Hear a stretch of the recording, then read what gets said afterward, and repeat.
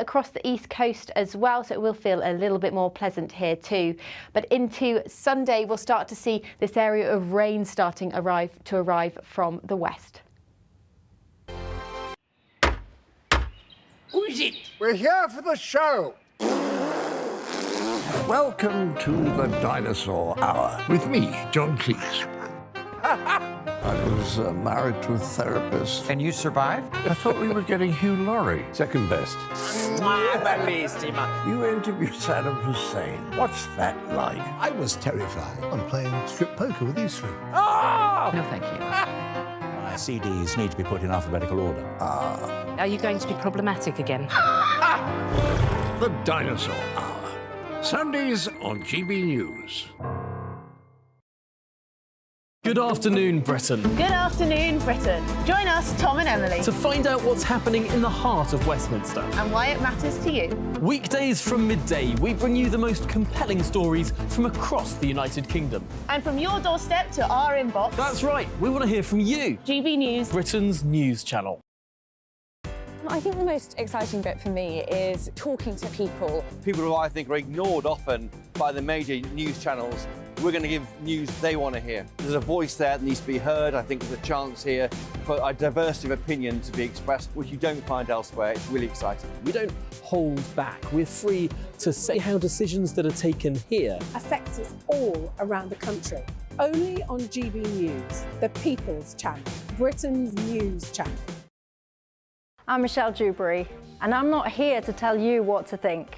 I'd much rather hear what you have to say. So send in your opinions to gbviews@gbnews.com. Keep them clean, and you never know, I might read them out. With my panel here on Jubes & Co, we debate, we get stuck into the issues of the day on a show where all views are welcome, especially yours. GB News, the People's Channel, Britain's news channel. In the GB Newsroom, we bring you the news as it happens. With our team of dedicated journalists across the UK, we're ready to give you accurate reporting every day. When the news breaks, we'll be there with bulletins on GB News, the People's Channel, Britain's news channel. Your weekend starts here with Friday Night Live with me, Mark Dolan, 8 till 9 on GB News.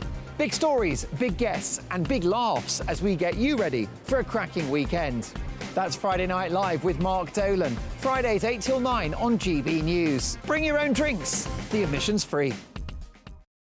GB News, unlike other broadcasters, isn't obsessed with the London-Westminster bubble. We think there's a nation beyond the M25, and that's why we talk about the issues that matter across the land. Join me on State of the Nation, 8 to 9 o'clock, Monday to Thursday, on GB News. Daisy's listening, and you should too.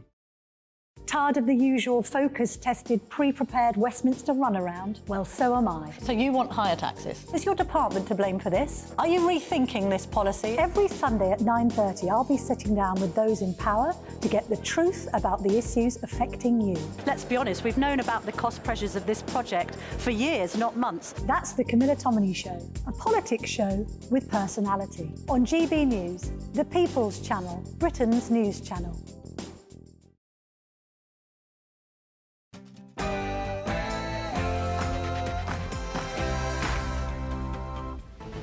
Good afternoon, Britain. It's 12 o'clock on Friday, the 24th of November. Dublin on fire. Riots erupted last night in the Irish capital after children were targeted in a brutal knife attack. Now the Irish Prime Minister declares rioters are criminals filled with hate. It's a tense situation in the Irish capital this morning.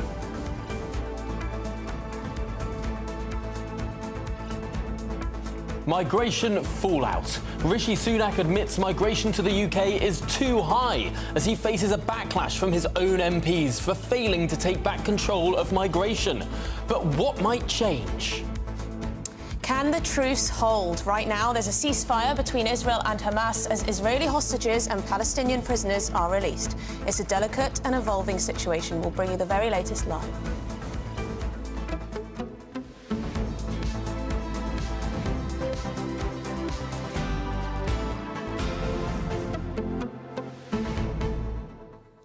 And we'll reveal why Sir Keir Starmer said the EU anthem best represents the Labour Party. Did he really? He said he was asked what piece of classical music best represents the Labour Party, and he only went and picked the one piece of classical music that is used as an anthem for the European Union. It's remarkable. I mean, what about a great British composer? Oh, there are plenty of them. There are.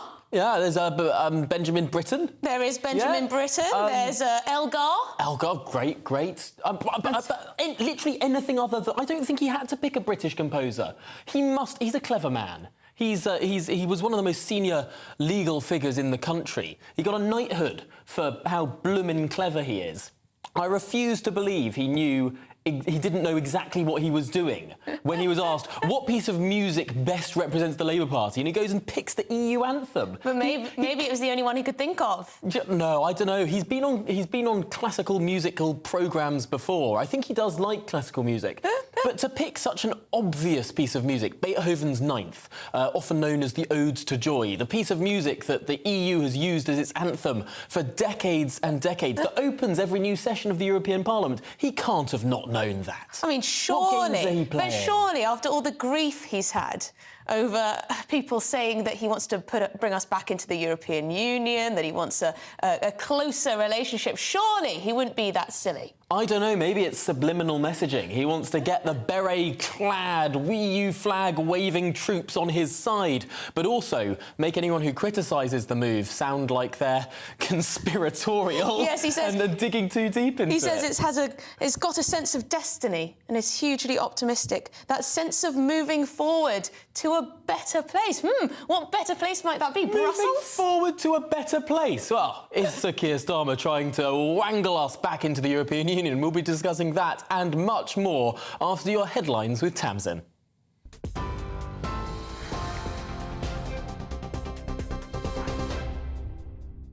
Tom, thanks very much. Good afternoon from the GB newsroom at 12:03. Oscar Pistorius will be freed from prison on parole in January, nearly 11 years after killing his girlfriend Reva Steenkamp on Valentine's Day in 2013.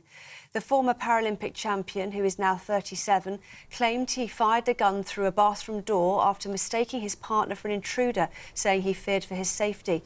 He was initially jailed for 5 years, but an appeal saw him sent back for 6 years in 2016, less than half of the 15-year minimum term that had been sought by prosecutors. Israel says a temporary ceasefire could be extended if Hamas continues to release at least 10 hostages each day. A pause in the fighting between Israel and the Hamas terror group came into force this morning. It's expected to last for 4 days and will see Hamas release 50 hostages in exchange for 150 Palestinian prisoners. The first 13 hostages are expected to be handed over to the Red Cross in just a few hours' time. Aid trucks have been entering Gaza also, which is expected to continue until the end of the pause. Prime Minister Rishi Sunak says he wants to see all the hostages freed. This is a very welcome development. It's obviously the first step. We need to make sure everyone abides by the terms of the agreement, and we want to see all hostages released, including protecting the safety of British nationals that are involved. I'm grateful to Qatar for the role that they've played. We're continuing to work with all our partners in the region, whether that's America, Israel and Egypt and others, to make sure that this deal sticks and we can continue to do what we want to support everyone in Gaza, get more aid in, and to ensure the safety and release of all hostages. 34 people have been arrested after riots and violent scenes in Dublin yesterday. A clean-up operation is underway in the city centre after cars were set alight and shops were looted. A number of police officers were also injured. The violence was sparked after 3 children and a woman were stabbed close to a school in the city. A 5-year-old girl is said to be in a serious condition. Garda Commissioner Drew Harris condemned the violence. Yesterday's events were just terrible, between the awful attack which happened at 1:30 in the afternoon and then the subsequent disorder, riot and looting in the city, in our city centre. It's just disgraceful scenes from start to finish. Overall, we have 34 arrests, 32 of which will be appearing before the courts this morning. Well, Taoiseach Leo Varadkar said the people involved in the unrest have brought shame on the country. Those involved brought shame on Dublin, brought shame on Ireland, and brought shame on their families and themselves. These criminals did not do what they did because they love Ireland. They did not do what they did because they wanted to protect Irish people. They did not do it out of any sense of patriotism, however warped. They did so because they're filled with hate. They love violence, they love chaos, and they love causing pain to others. Nissan has announced a £1.2 billion plan to build electric versions of 2 new cars at its Sunderland plant.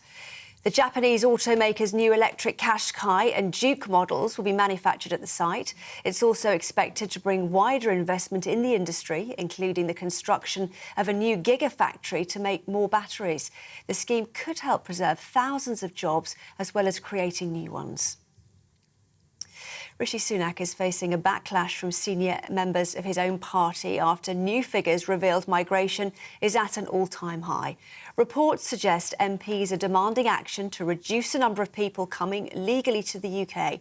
Net migration peaked at 745,000 last year, a record high.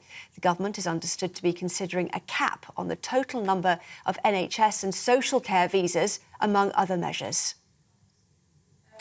Now, a familiar face is returning to London's Oxford Street as music shop HMV reopens its doors. The historic retailer returns today after a 4-year absence, reclaiming its old flagship location in what's hoped to be a boost for the popular shopping strip. Well, GB News reporter Ray Addison is there. HMV's return to profit means that new owner Doug Putnam has been able to reopen the brand's flagship store 4 years after it shut down here on Oxford Street. He's going to be hoping that it can once again become a mainstay of the high street. Now, over the years, influential acts such as Michael Jackson, the Spice Girls and the Beatles, no less, have all performed here. It's also been used as an air raid shelter in World War II and burnt to the ground and been rebuilt. Now, it'll have to survive the tough economic conditions as many shoppers tighten their belts. This is GB News across the UK on TV, in your car, on digital radio and on your smart speaker. Just say, play GB News. Now back to Tom and Emily.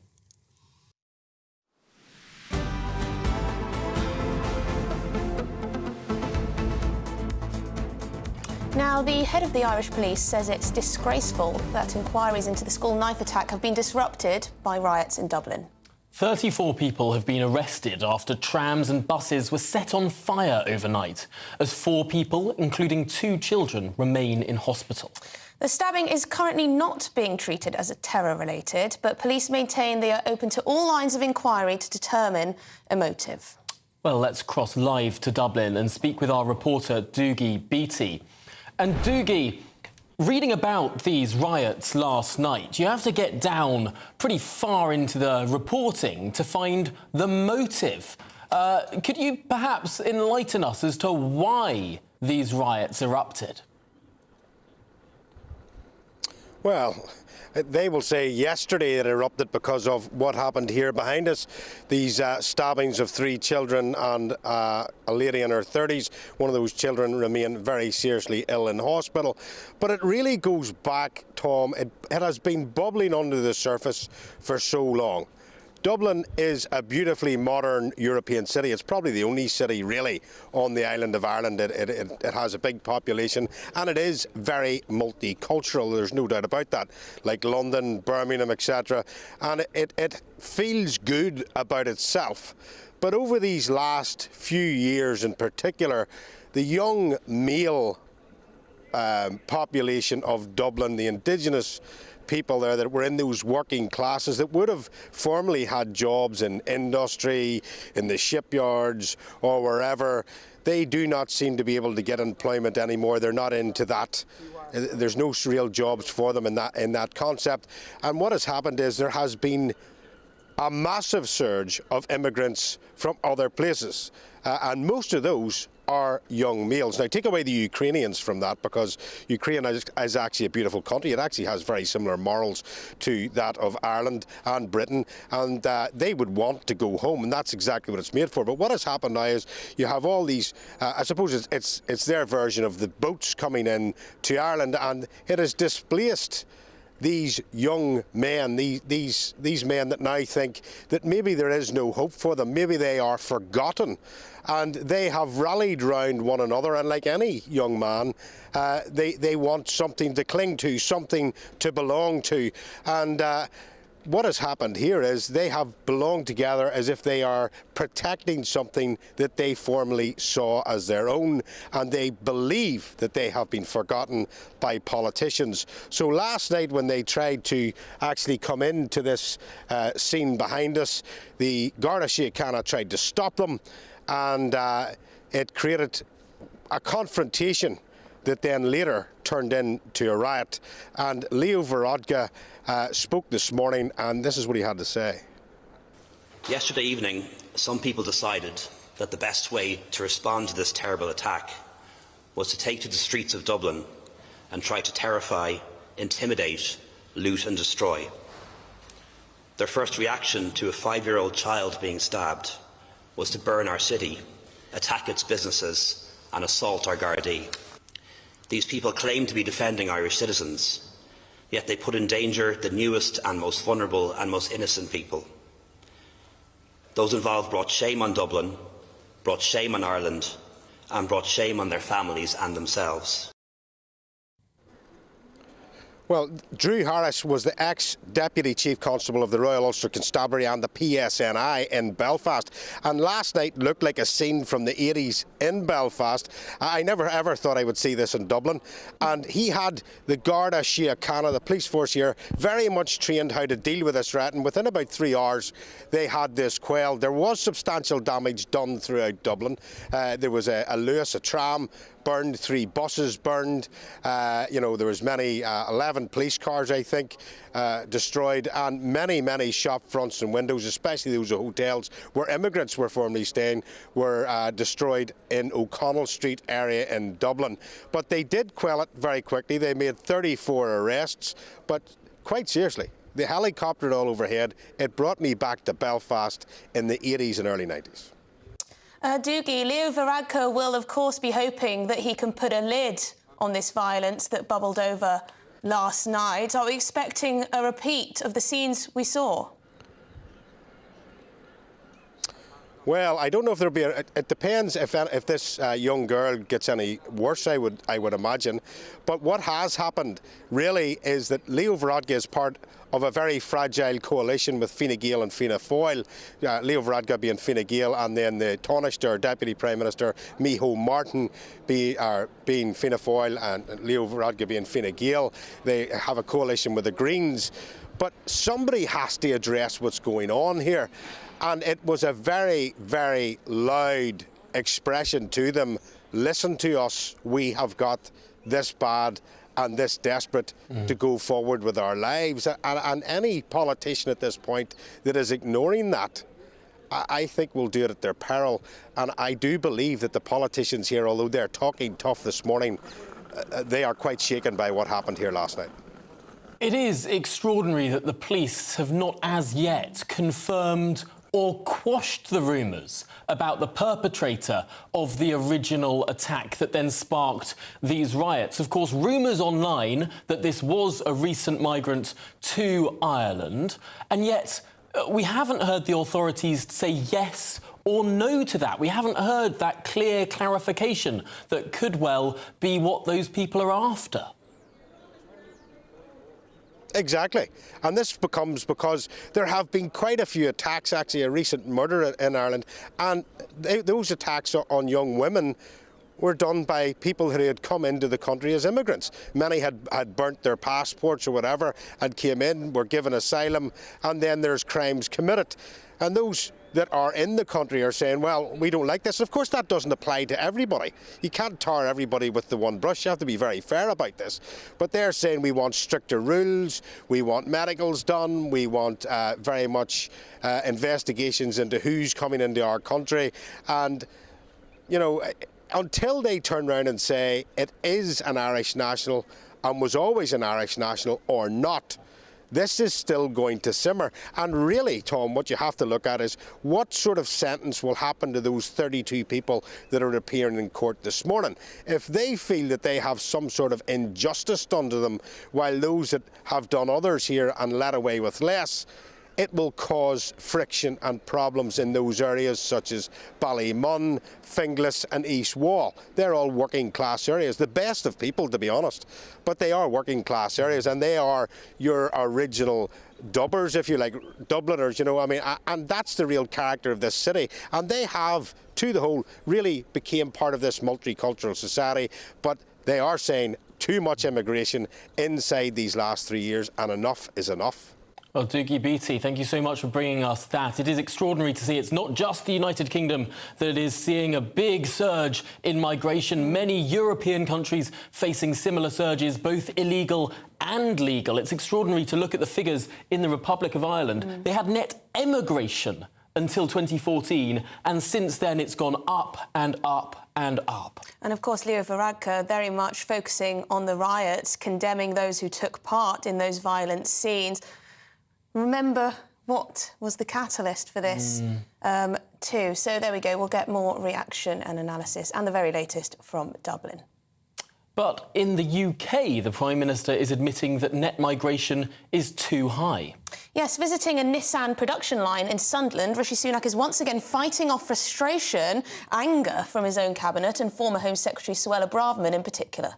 She's called the record-high figures a slap in the face to the British public, while Immigration Minister Robert Jenrick now wants to introduce a 5-point migration plan and reduce the amount of visas, the number of visas, I should say, being given to foreign NHS and care workers. Yes, so speaking to the press, Rishi Sunak admitted they've got to bring the numbers down.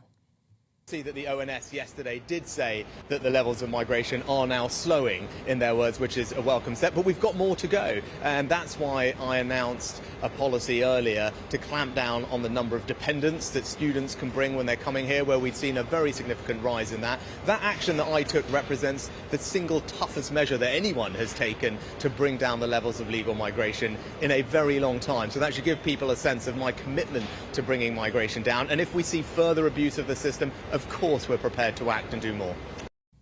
Hi, well, joining us now is GB News political editor Christopher Hope. Rishi Sunak there saying that immigration is too high, but under the Conservatives, immigration has only gone upwards. Indeed, it's skyrocketed over the past 2 years. Do they stand a chance of convincing the public that they are the party to bring it down? I think patience is fast running out, really, with the Tory party. Many people remember how David Cameron became Prime Minister back in 2010, promising to bring net migration. That's the difference between those leaving and those arriving, down to tens of thousands a year. Well, we are a country mile from tens of thousands a year. 1.2 million people arrived here net in the 24 months to June 2023. That's a huge increase on even numbers before the pandemic back in 2019. Back then, of course, the Tory government was elected on a pledge to bring down net migration. That hasn't happened. It's increased threefold. It's a complete disaster for the Tory government. I think in many ways the crisis on the south coast of small boats coming, tens of thousands of people arriving in small boats illegally across the English Channel is almost a symptom of a wider malaise at the heart of this, that this government, this Tory government, is not gripping this problem. Robert Jenrick has now made clear, or his friends have made clear, there's a 5-point plan he's pushing. He's trying to take to number 10 Downing Street. We've got his old boss, Suella Braverman, sacked as Home Secretary Monday last week, saying why won't number 10 do more about it? We've got Rishi Sunak up there in Nissan in Sunderland saying it's too high, but the will to deal with it is not there, and that's what I think is so frustrating for people who worry about public services, who worry about the housing shortage. What can they do? Why are we allowing more and more people to arrive here? 5 million languishing on benefits, many of whom the government thinks can work, and they're trying to take away some of the perks of being on benefits, such as the bus pass, that kind of thing. But there's a problem here. I think, in a sense, the government's allowed importing labour to disguise this benefit problem, and now that issue is coming home to roost for the government. They've got to get on with it and deal with it. They've been in charge for so long. I mean, it's 7 years. 7 years since the EU referendum in 2016, when people voted for control of their borders and their laws. That just hasn't happened. And the Tory government has got a lot of explaining to do, and I wonder whether time's running out for that. Yeah, it's really interesting. When you look at what the government says in aggregate, they say these numbers should be brought down. But then you ask fewer Ukrainians, fewer Hong Kongers, fewer nurses, fewer doctors, fewer care home workers, fewer students. They won't, on the individual point of policy, perhaps say what needs to be done to bring the numbers down. But in aggregate, very happy to criticise. It's a fascinating, precarious position for the government. Totally. I mean, of course, yes, the numbers are swelled by those numbers from Ukraine. They are swelled by numbers coming in from Afghanistan, British nationals from Hong Kong. But that's not all. And then the number, yes, and no question, we are a welcome home for them. But you have students coming in, bringing their family members. The government says it's dealing with that. You have NHS workers, social care workers bringing in their families. Is that OK? And is that OK, or should they wait 5 years before they can bring in family members? I think there's some tough choices to be made here, Tom and Emily, definitely. And whether the government's willing to make those choices, I'm not sure. Thank you very much indeed, Christopher Hope, our political editor there. They've certainly shattered trust when it comes to manifesto promises. Time and time again to bring that number down. But you raise a good point about how, you know, when they're drawn, they won't be drawn. No, they need to talk specifics rather than aggregate. But this is Good Afternoon Britain on GB News. Coming up, we'll be discussing whether the Israel-Hamas ceasefire can hold and looking ahead as 13 hostages are set to be freed later today. This and much more in just a moment. This is GB News, Britain's news channel.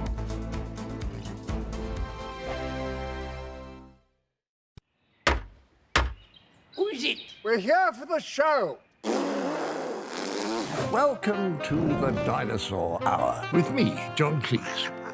I was married to a therapist. And you survived? I thought we were getting Hugh Laurie. Second best. You interviewed Saddam Hussein. What's that like? I was terrified. I'm playing strip poker with these three. Oh! No, thank you. My CDs need to be put in alphabetical order. Are you going to be problematic again?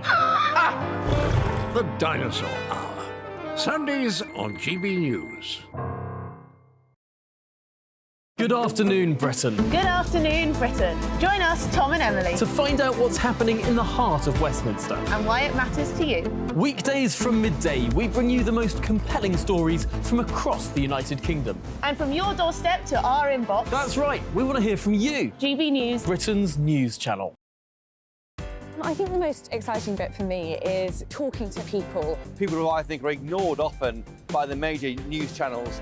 We're going to give news they want to hear. There's a voice there that needs to be heard. I think there's a chance here for a diversity of opinion to be expressed, which you don't find elsewhere. It's really exciting. We don't hold back. We're free to say how decisions that are taken here affect us all around the country.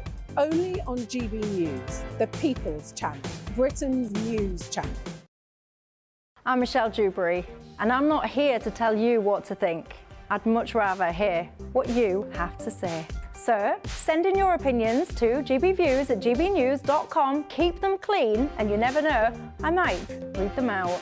With my panel here on Jubes & Co, we debate, we get stuck into the issues of the day on a show where all views are welcome, especially yours. GB News, the People's Channel, Britain's news channel. In the GB Newsroom, we bring you the news as it happens. With our team of dedicated journalists across the UK, we're ready to give you accurate reporting every day. When the news breaks, we'll be there with bulletins on GB News, the People's Channel, Britain's news channel. Your weekend starts here with Friday Night Live with me, Mark Dolan, 8 till 9 on GB News. Big stories, big guests and big laughs as we get you ready for a cracking weekend. That's Friday Night Live with Mark Dolan. Fridays 8 till 9 on GB News. Bring your own drinks. The admission's free.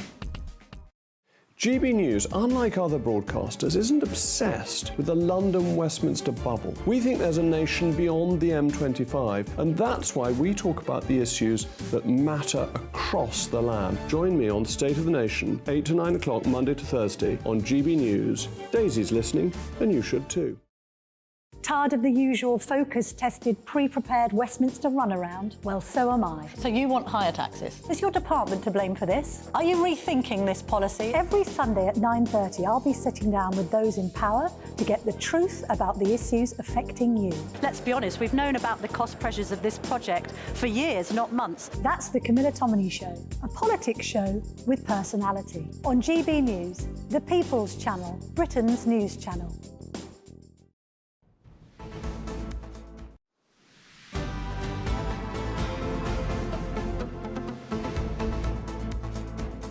Now, a long-anticipated four-day pause in the fighting between Israel and Hamas is underway, as Hamas will release 50 hostages over the next 4 days. Israel will free 150 Palestinian prisoners in return.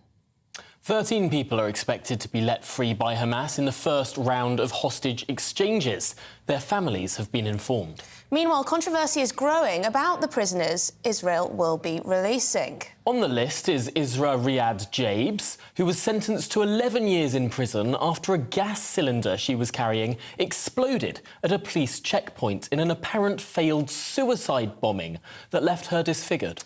And Nofooth Hamad was imprisoned for repeatedly stabbing her Jewish teacher in front of her 5 children and husband, who was also injured with a 10-inch knife in 2021. Well, let's try and make sense of this. People arrested for violent offences being released in order to get innocent hostages free. GB News Home and Security Editor Mark White has the details. And Mark, we understand there has not yet been a prisoner exchange. No, not as yet. The way in which this will work is once the hostages have been safely handed over at the Rafah crossing into Egypt, then those prisoners will be released from jails in the West Bank. Israel has a lot of practice at this. It has done prisoner swaps in the past, so that is the way that we'll expect things to roll. But there's a lot up in the air here. These things often are, quite tricky, trying to get people out of the tunnel systems, of course, in Gaza for a start and get them to that Rafah crossing, with Hamas not wanting to betray their positions to the Israelis. They've been asking for drones and the like to be taken out of the sky so as not to give that kind of information away.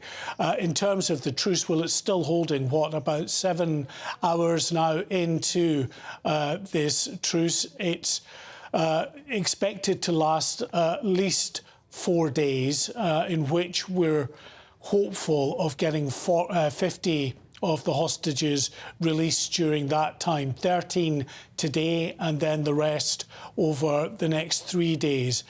And then after that, if this goes smoothly and according to plan, the plan would then going forward be for another 10 hostages a day to be released, with a continuing pause in the fighting to allow that to happen. So we're talking after the next few days, potentially another 20 days of a truce. And during that time as well, it is going to be welcome time for those in Gaza to get aid supplies in. We're told that there are about 200 trucks planned to go over that Rafah crossing each day, including, for the first time, fuel supplies, 130,000 litres of fuel each day that will go into Gaza, along with those other aid trucks. Health agencies and aid agencies in the area saying that even those 200 trucks each day is not going to be enough for the 2 million population of Gaza, who are now solely dependent on aid supplies in terms of sustaining themselves. And Mark, do we expect fighting to immediately recommence if the hostages are released, if the Israeli hostages are released by Hamas? Well, I mean, that's the plan. Israel says that it has no intention of ending its campaign to destroy Hamas. So it's still planning to do that. But who knows?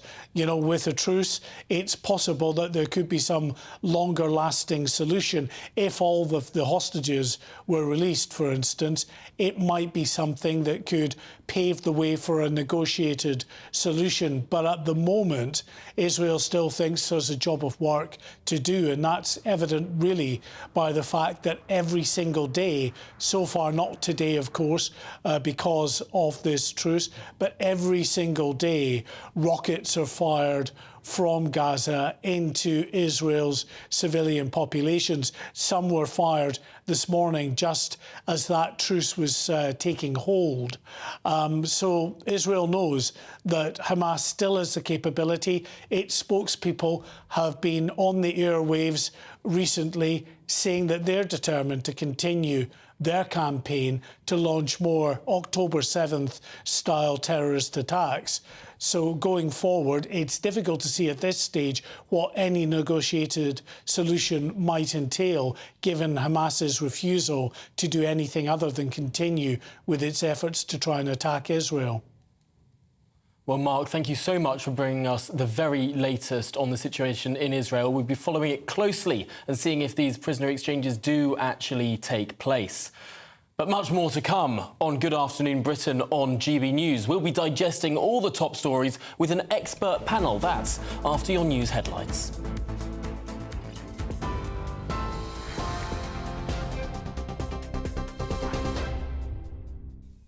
Thanks, Tom. Here are the headlines at 12:31. Well, as we've just been hearing from Mark, the first 13 hostages are expected to be handed over by the Hamas terror group to the Red Cross soon as part of a temporary ceasefire deal. Israel says the pause could be extended if Hamas continues to release at least 10 hostages each day. A pause in fighting came into force this morning. It's expected to last for 4 days. Prime Minister Rishi Sunak says he wants to see all the hostages freed.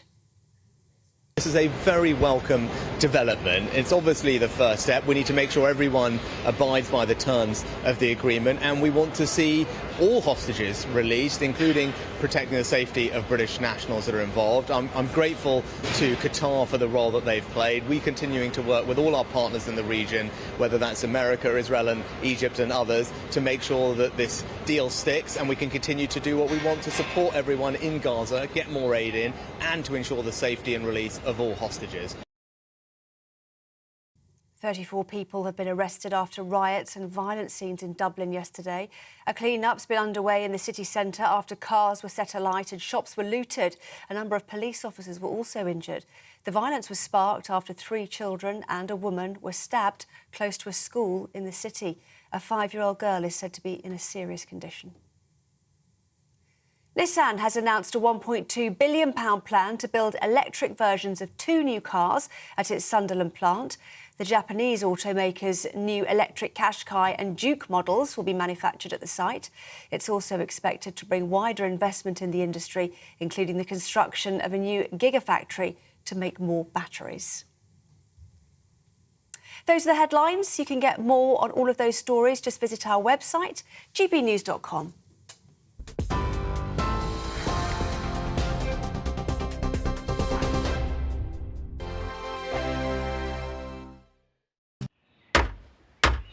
Who is it? We're here for the show. Welcome to the Dinosaur Hour with me, John Cleese. I was married to a therapist. And you survived? I thought we were getting Hugh Laurie. Second best. You interviewed Saddam Hussein. What's that like? I was terrified. I'm playing strip poker with these 3. No, thank you. My CDs need to be put in alphabetical order. Are you going to be problematic again? The Dinosaur Hour. Sundays on GB News.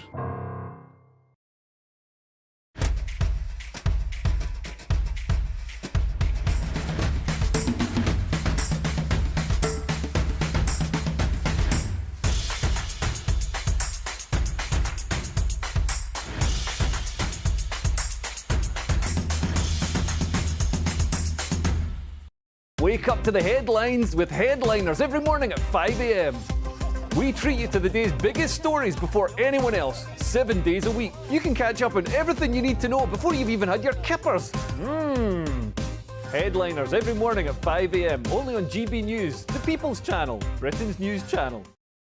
GB News, unlike other broadcasters, isn't obsessed with the London-Westminster bubble. We think there's a nation beyond the M25, and that's why we talk about the issues that matter across the land. Join me on State of the Nation, 8 to 9 o'clock, Monday to Thursday, on GB News. Daisy's listening, and you should too.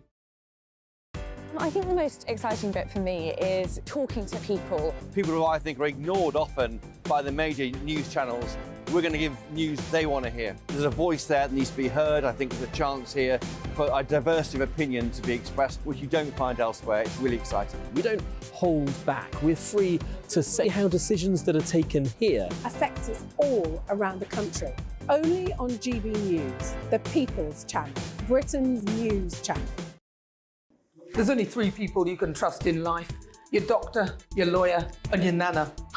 I'm not sure. So join me, Nana Aquare, at 3 p.m. every Saturday and Sunday, where we discuss the biggest topics of the weekend. Be ready for battle. Could you be quiet? What is this? It's my new teeth. It's your new teeth. I don't bite. Well, not without a good reason. Always honest, always fun. Every weekend at 3 p.m. on GB News, the People's Channel, Britain's news channel.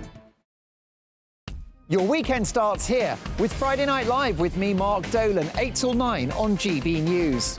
Big stories, big guests and big laughs as we get you ready for a cracking weekend. That's Friday Night Live with Mark Dolan, Fridays 8 till 9 on GB News. Bring your own drinks, the admission's free.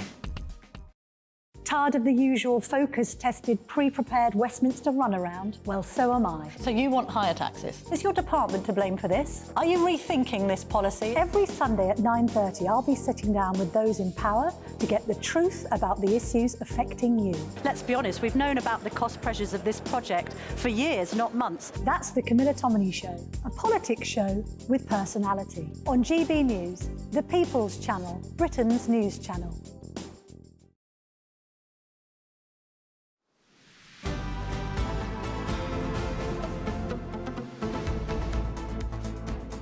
Good afternoon, Britain. Today is the discount day known as Black Friday. So let's go live to GB News reporter Ray Addison, who is on Oxford Street, and Tony Maguire is at a John Lewis in Glasgow. First of all, Ray, what's it been like? Previous years it's been pretty busy. How does Oxford Street feel today? Yeah, it's not too bad. It's certainly got a lot busier as the day has progressed. In fact, retailers are telling me that today's a lot busier than a typical Friday, and in many ways, it feels more like a Saturday for them. Of course, economists are going to be using sales not just today, but across the entire weekend as a real kind of gauge of how the economy is doing at the moment, and of course, an indication of how much working families are still struggling with the cost of living. Now, if I just walk over here, you'll be able to see HMV behind me. Now, that's just reopened after being closed for 4 years. So that's one good news story, at least for the High Street and Europe's busiest shopping street, Oxford Street, today. Now, the owner was hoping that the number of crowds that it would draw would shut down the street. That didn't exactly happen, but of course, there's still time as more events are planned here. In fact, plenty of younger people sort of walking past and asking me, what's HMV? So maybe a little bit of brand awareness is needed for the brand as it returns to the High Street here. But no, quite busy, but it remains to be seen exactly how that will process into sales. HMV, bit of a blast from the past. Absolutely. Used to go there. Thank you very much indeed, Ray. So shall we go to Tony Maguire, who's at John Lewis in Glasgow. So how's John Lewis doing? Are they making some sales? Good afternoon, you two, and indeed good afternoon, Britain. Well, I'm going to piggyback off of what Ray said there. It very much feels like a Saturday here in Glasgow, but nothing like the scenes that we used to see, people knocking lumps out of each other with 42-inch TVs and the like. Those days are very much behind us. Now, certainly this is one of the busiest days, shopping days in the calendar, and indeed one of the last chances to get those really good bargains for Christmas. and yet it's still not quite going to return to those pre-pandemic levels. Certainly online shopping was big before the pandemic, and the pandemic seems to have cemented that into the mentality. Now, when I was younger, it was the Coca-Cola advert that was on TV that used to tell us that the holidays were coming, and then in the last few years we've seen more and more from John Lewis. But John Lewis has something else in the pipeline this year as well. They have announced that they are teaming up with Randox to bring clinics and health centres into many stores around the UK. The first one is going to be in High Wycombe, and they're already taking bookings for December the 18th, with other stores, other clinics, appearing in Bluewater and Cheltenham as well. Now, John Lewis have said that they're hoping that this will drive more people back into the stores, and certainly in the first 6 months of this year they were £59 million down. So just one sign that the high street is definitely trying to adapt and evolve. Well, Tony Maguire, thank you very much, and Ray Addison before you as well. Fascinating to see how some life on the high street, but perhaps not as much as previous years. I mean, that's one way to get people into John Lewis, isn't it? You know, you can get an appointment while you're there. Well, it's time for our panel. We have former editor of Labour List Peter Edwards and also spokesperson for Republicans overseas, Jennifer Ewing. Thank you very much indeed for joining us. Now, Jennifer, in the break, you were telling us a little bit about what Black Friday actually is and what it means. Yes, so two things. One, it's the day after Thanksgiving, which most people who are American in the US take that day off work, right? Like, most people have that as a day They've off. had too much wine at the family get-together. Yeah, so you watch the Dallas Cowboys, who won last night against the Washington Chargers, and then you eat tons of turkey, you drink, do all this stuff, and then you wake up very early and you go to Black Friday, which is the beginning of sort of the Christmas shopping season. But the reason it's called Black Friday is actually sort of an accounting term, and it's the time of the year when a lot of these companies reach the black. They get out of the red with their sales and their revenue numbers and go into the black. Interesting. So, Peter Edwards, it seems like it's a relatively new phenomenon that we do this in the UK now, a direct import from the United States. Yeah, I think so. It's a jolt for those of us who like to leave our shopping late, but maybe all the publicity around it is enormous, and that prompted me to do a bit earlier this year. I'm not a big shopper, but I was delighted to see HMV coming back. Of course, other record stores are available, but not many. And that's the difference. You know, I grew up in the 80s and 90s, and there were a lot of record stores. And, of course, it's sad. Retailers come and go and jobs are lost. We have to take it very seriously. But HMV was a venerable name of the high street. What was your first single, Peter? Oh, gosh. It was... I think I took In Excess, led by the late Michael Hutchence, from my sister. And when I really got into it was around the Britpop wars between Blur and Oasis in the mid to late 90s. That was around my vintage, you know, the battle for number one. I think mine was Britney Spears. But anyway, should we move on to more important matters? Oh, you haven't even asked me mine yet. Yes. Well, I don't really care. S Club 7. S Club 7. A certain age, doesn't it? I think mine was actually Girls Aloud, which was Cheryl Cole and the rest of them. Just one final note on Oxford Street in particular. I can't help but notice that the Mayor of London, Sadiq Khan, when he stood to be Mayor, promised to pedestrianise the street, turn it into a grand boulevard in the style of some European boulevards. That was, how many years ago? 7 years ago. It hasn't happened. It's another promise that the Mayor of London hasn't delivered, Peter. Where I'm often challenged on Sadiq Khan is ULEZ, which was in his manifesto, and he has delivered that. Not the expansion, wasn't. Pedestrianisation, I mean, I don't know what the view of retailers is on that, because an awful lot of buses bearing tourists spending money go up and down Oxford Street. So I don't know what the view of retailers is if it's pedestrianised. So do you know why Tom is bringing this up? Is because during the pandemic there was that period where parts of London, the going out parts of London, was so nice. Was all pedestrianised. So I think Tom is came alive. You're looking back. But I don't know. I'm nostalgic for that period. But earlier this year I was obviously party conference season. You go to Liverpool. There's a huge pedestrianised area there, and it feels alive. It feels like people are sort of walking around. Many European cities do this too. London feels like it's being left behind. Yeah, I just worry that it would cause more congestion. Now, let's reflect on the scenes that we saw in Dublin last night. Jennifer, extraordinary scenes, violence, riots that we haven't seen in Ireland for a long time. Of course, the catalyst was a knife attack, a rampage, essentially. The police have tried to put a lid on the violence, but it's very clear, and Doogie Beattie, our reporter in Ireland, very clear that this is a bubbling over of tension. Exactly. And I mean, there are a couple of things I noticed on top of the horrific events, the stabbing of children and their brave teacher. And that is, if you just listened to the news this morning and read the headlines of the papers, which most people do read the sound bites and the headlines, you would almost think that it was a right-wing attack that had happened. And I realized that a lot of the riots that happened afterwards, though I don't know there's any evidence to show they were right-wing, but as far as bubbling over and boiling over, for sure. I heard some of the politicians in Ireland speak about they couldn't believe this was the reaction. I find that incredibly naive. Are they not paying attention to what just happened in Argentina, what happened in the Netherlands? People, even in this country, you know, I mean, while the Prime Minister had sacked Suella Braverman, there were a lot of people that said, yes, immigration is a big issue for us.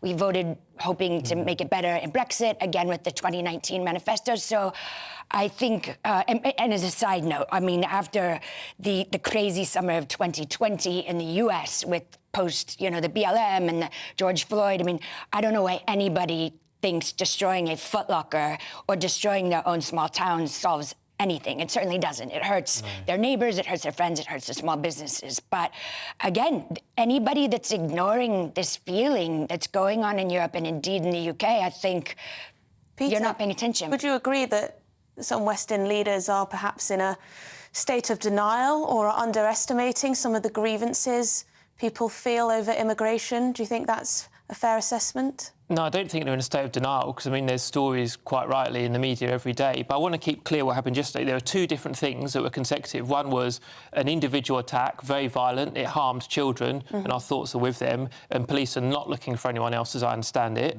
That often means they've got the person. And then some kind of riot afterwards. And to just read out, you know, one sentence from the police, it was described as a lunatic hooligan faction driven by far-right ideology and a disruptive tendency engaged in serious violence. So the law-abiding spectrum of British people are entitled to have concerns about immigration, and they often have over the last 20 years. But there's no excuse for violence, full stop. Absolutely not. Jennifer, do you think that the flames here have been metaphorically fanned by the lack of information from the Irish police and the Irish government about the perpetrator, who, as Peter rightly says, it seems they have in custody, but they won't tell us who this person is, they won't tell us where this person came from, and potentially that shroud of secrecy has ignited these riots? I agree, Tom, completely. And on top of that, one of the other things that one of the Irish politicians said almost immediately is, we will, in the next few weeks, be bringing in new laws using CCTV. That is quite dystopian, and anybody that is listening to that and, as you said, maybe hasn't been told a lot of the details of who did this, they're going to read into that, and they're not going to. People are already worried about central bank digital currencies and, you know, more authoritarian control from Western liberal democracies, and that is going to feed that. I don't know if that's far right, because that word is used all the time. Anyone that seems slightly left of Marxism is described as far right. But again, no excuse for violence. It doesn't help anyone's cause. But there's some deep issues here that need to be discussed. But there's a duty on us all to behave responsibly and take news from legitimate news sources, whether they're left or right wing, and not from amateurs on Twitter, because there is a bit of an information gap. But and I don't know the Irish police system compared to the British one, but often, so in Britain, details of the suspect are not always released at point of arrest, and then are at point of charging. I believe it's something similar in Ireland. I'm not sure. So it's not scurrilous that the police haven't put out details yet. I'd imagine that if and when someone's charged, we'll get the details, but we shouldn't take all our information from social media about something as sensitive as this. We've seen how incidents like this can, well, form the catalyst of riots, violence. We've seen in the States. Absolutely. We've seen elsewhere in Europe. We'll be keeping an eye on any updates from Dublin. But perhaps we should zoom out a little bit, because I was amazed to see the increase in legal migration to Ireland. Dougie spoke a little bit about illegal migration as well. Very often we sort of sit in this parochial little bubble in the UK and we think highest migration on record as the numbers came out yesterday. But this is a phenomenon that isn't just unique to the UK. Many countries around Europe and indeed further around in the world are experiencing big challenges through the huge flows of people that we're seeing, unprecedented in human history. Absolutely, and I was at a talk a couple of days ago with a senior former military person with a lot of good intel, and he was saying over the next, I can't remember how many decades, but it's like 800 million people all over the world for various reasons will be migrating. So I don't think this is going away overnight. We do need to figure out a way how to have legal immigration. I'm an immigrant here. I went through the right channels and did what you're supposed to do and took the test and waited my turn. I know in America, we have a big problem on our southern border, and people who have come previously, a lot of Mexican immigrants and everything, are looking at it like, we waited in line, we did the right thing. They just want everyone to, play by the rules, I think. Yes. Peter, how do you believe Western governments should respond to that mass movement of people that's currently happening and also predicted to increase? Well, I don't mean Is the nation-state over, Peter? No, I don't think it is at all. The nation-state's definitely not over, and secure borders are part of that. But the risk of sounding like I'm telling you off, I think we've got to be careful we don't lump these different cohorts of people into one group. And Britain, of course, is very different from Ireland. But if you just think about people coming to Britain to work, the contribution to Britain has been hugely positive, and there are parts of the economy, particularly the NHS and also retail and hospitality, that have come to rely on foreign workers. And then sometimes family members come over as well. There's no one I've ever met that's in favour of illegal immigration. What we argue about is how we balance fairness to taxpayers versus having a humane process, because even people that break the law should still be treated humanely, and that's where I'd say the government have got it wrong at times. Interesting. Let's park this conversation for now, because something interesting occurred a little earlier today that really confused me, and that's an interview from the Labour Party leader Sir Keir Starmer. He has told Classic FM, the radio station, that the piece of classical music that most sums up the Labour Party is Beethoven's Ninth, often referred to as Ode to Joy. And Ode to Joy, you might remember, is used in a political context. It's the European Union anthem. Yes, let's perhaps have a little listen into what... Oh, I believe we don't have that clip. We'll try and get that clip for you. What did he actually have to say about it? We've got live music right here. Go on, then. Do a little bit more. Oh, that's all I can remember. I think your viewers will switch off on mass if I start singing. Absolutely. But the crucial point here, perhaps, is that the words of Sir Keir Starmer were Beethoven's Ninth Symphony, the choral Ode to Joy. It has a sense of destiny and is hugely optimistic. It has that sense of moving forward to a better place. It's incredibly powerful. What could be that better place Keir Starmer's thinking about moving forward to? Could it be Brussels? Well, here we go. Whenever the European Parliament opens, we hear this anthem. Famously, in 2019, the Brexit Party turned their backs to this anthem when it opened the European Parliament. Jennifer, do you think that Sir Keir Starmer wouldn't have known this when he gave this answer? Oh, I think he's probably a very intelligent man who knows his taste in music. He's being interviewed on Classic FM, so obviously they thought he knew something about music. So, no, absolutely, it's a message. It's a subtle message for sure. I think there are a lot of people in both the Conservative and the Labour Party and other of the smaller parties that would love to go back into the EU. But why would he do that, Peter, when he's had so much grief over the years about wanting a second referendum, wanting to overturn the Brexit vote? Why would he do this, stick his foot in it like this? I don't think he has, and I can give you the official answer, which is there's no second referendum, a Labour government won't go back in, no to single currency, no to the customs union and so on. But actually, this is about the music. Who are you, Keir Starmer? Stop on! But I love classical music, and that is a great piece of music, Beethoven's Ode to Joy. I've listened to it at home many times. This time of year, I'll also be listening to Handel's Messiah, be heard in a lot of concert halls and churches next week in the run-up to Christmas. You can be moved by classical music, and it can really pull on your heart. But he talked about it in a political context.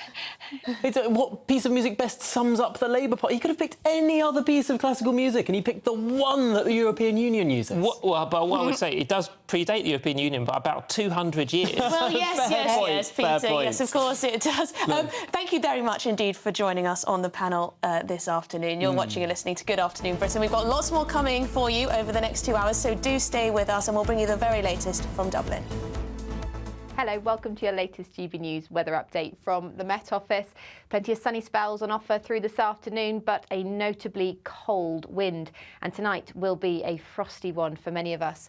We've got cold air that's marked behind this cold front that sank southwards throughout yesterday and overnight. And there's also some quite strong northerly winds, particularly down North Sea coast. So a brisk cold wind along eastern areas. Further west, though, the winds will be lighter. There's a bit more cloud around across the south and west, but that should clear up through the afternoon to bring many of us a good amount of crisp autumnal sunshine by this afternoon. Feeling much chillier, though, compared to recent days, particularly along eastern areas. That breeze is bringing some showers across eastern coast, particularly across East Anglia at times throughout this evening, but most of these will fall as rain. Further west, it will be a clear night and a very frosty night as well. Some southwestern areas seeing their first frost of the season, dipping as low as -4 across the south and perhaps -8 in the north. So a very cold start to the weekend, but temperatures will rise throughout the day slowly but surely. That's because we've got plenty of crisp sunshine on offer, particularly as we head into the afternoon. The wind will be lighter across the east coast as well, so it will feel a little bit more pleasant here too. But into Sunday, we'll start to see this area of rain starting to arrive from the west. Who is it? We're here for the show. Welcome to the Dinosaur Hour with me, John Cleese. I was married to a therapist. And you survived? I thought we were getting Hugh Laurie. Second best. You interviewed Saddam Hussein. What's that like? I was terrified. I'm playing strip poker with Israel. Ah! No, thank you. My CDs need to be put in alphabetical order. Are you going to be problematic again? The Dinosaur Hour. Sundays on GB News. Good afternoon, Britain. Good afternoon, Britain. Join us, Tom and Emily, To find out what's happening in the heart of Westminster. and why it matters to you. Weekdays from midday, we bring you the most compelling stories from across the United Kingdom. And from your doorstep to our inbox, That's right, we want to hear from you, GB News. Britain's news channel. I think the most exciting bit for me is talking to people. People who I think are ignored often by the major news channels. We're going to give news they want to hear. There's a voice there that needs to be heard. I think there's a chance here for a diversity of opinion to be expressed, which you don't find elsewhere. It's really exciting. We don't hold back. We're free to say how decisions that are taken here affect us all around the country. Only on GB News, the People's Channel, Britain's news channel. I'm Michelle Dewberry, and I'm not here to tell you what to think. I'd much rather hear what you have to say. So send in your opinions to gbviews@gbnews.com. Keep them clean, and you never know, I might read them out. With my panel here on Jubes & Co, we debate, we get stuck into the issues of the day on a show where all views are welcome, especially yours. GB News, the People's Channel, Britain's news channel. In the GB Newsroom, we bring you the news as it happens. With our team of dedicated journalists across the UK, we're ready to give you accurate reporting every day. When the news breaks, we'll be there with bulletins on GB News, the People's Channel, Britain's news channel. Your weekend starts here with Friday Night Live with me, Mark Dolan, 8 till 9 on GB News. Big stories, big guests and big laughs as we get you ready for a cracking weekend. That's Friday Night Live with Mark Dolan. Fridays 8 till 9 on GB News. Bring your own drinks. The admission's free. GB News, unlike other broadcasters, isn't obsessed with the London-Westminster bubble. We think there's a nation beyond the M25, and that's why we talk about the issues that matter across the land. Join me on State of the Nation, 8 to 9 o'clock, Monday to Thursday, on GB News. Daisy's listening, and you should too.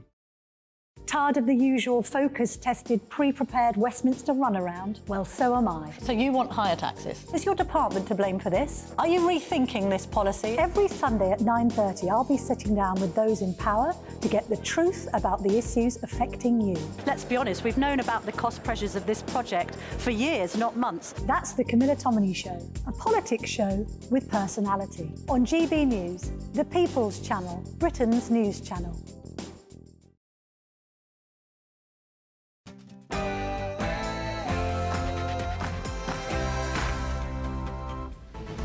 Good afternoon, Britain. It is 1 o'clock on Friday, the 24th of November. Dublin ablaze. Riots erupted last night in the Irish capital after children were targeted in a brutal knife attack. But now the Irish Prime Minister declares rioters are criminals filled with hate. Is Ireland facing more violent political clashes? Migration madness. Rishi Sunak admits migration to the UK is too high as his own MPs express anger at the government's 13-year failure to lower numbers. Can the truce hold? Right now, there's a tentative ceasefire between Israel and Hamas as Israeli hostages and Palestinian prisoners are going to be released. But can they get out safely? We'll bring you the very latest in a fast-moving and dangerous situation.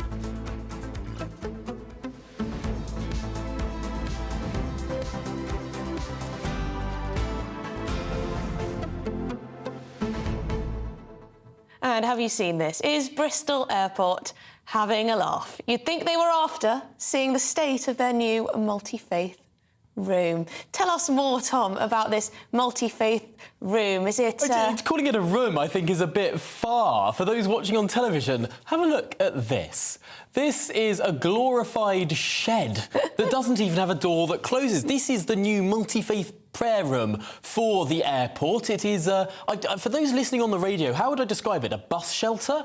Perhaps one of those trolley parks you find at supermarkets to hold in your shopping trolley. It looks like the most grim and miserable place on earth. When you consider we used to build cathedrals, and now we build the Bristol Airport multi-faith But you know prayer what's room. so funny about this? I mean, besides the obvious, that it's hardly a grand cathedral or a mosque even, it is the fact that Bristol Airport tweeted it out on their social media platforms in some kind of triumph. They were proud of it, proud of this box in a wet-looking car park. I can't think of anything more miserable than standing inside this little... It's not quite corrugated iron, but it's close, sort of shed. My goodness me, can't we do better as a civilization? What does this tell us about the state of modern Britain? Or modern Bristol? Oh, don't bring Bristol into it. Bristol's a lovely place. They've got a suspension bridge. Well, plenty... They do, but when was that built? That's true. Certainly not in 2023, Back that's when we used to build things, that's when it was built. But plenty more to come after your headlines with Tamsin.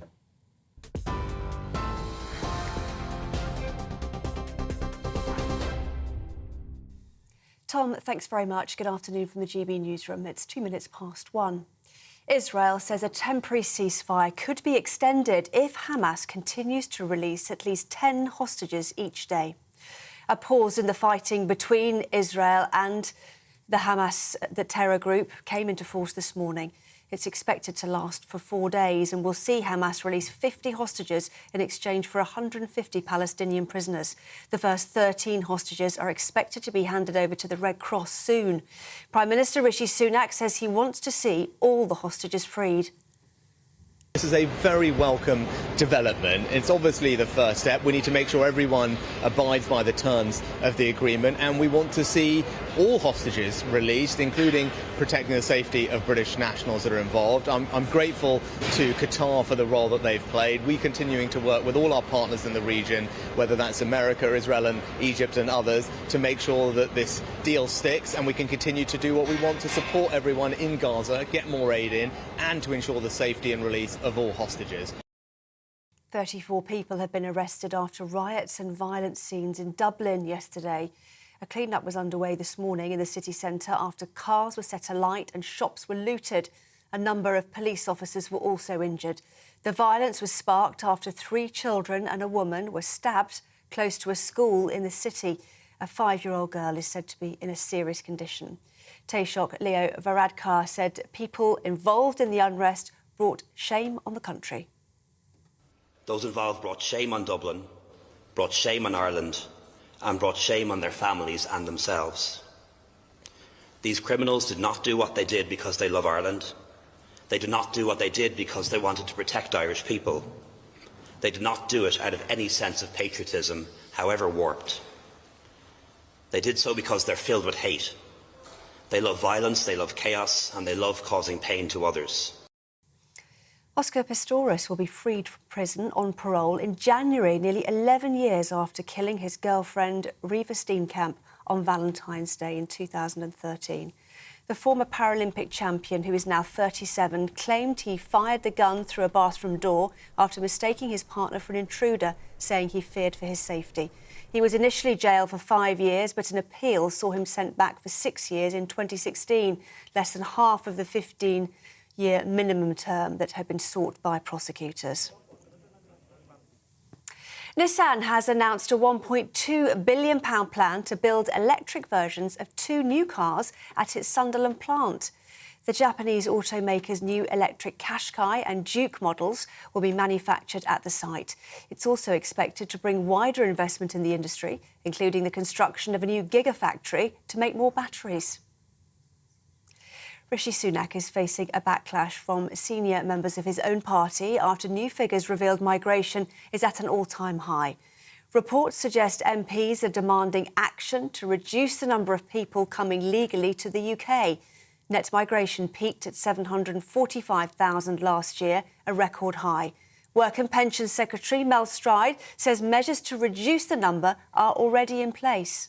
We accept that the figures are too high, and that's why, for example, recently we announced that in the case of 150,000 student visas, we'd be clamping down on them, bringing dependents in with them. We're putting up the cost of visas, a number of different measures. And the OBR, who are the independent forecasters who look at the kind of impacts of these steps, recognise that this will in itself start to bring the level of migration down. But there is more to be done.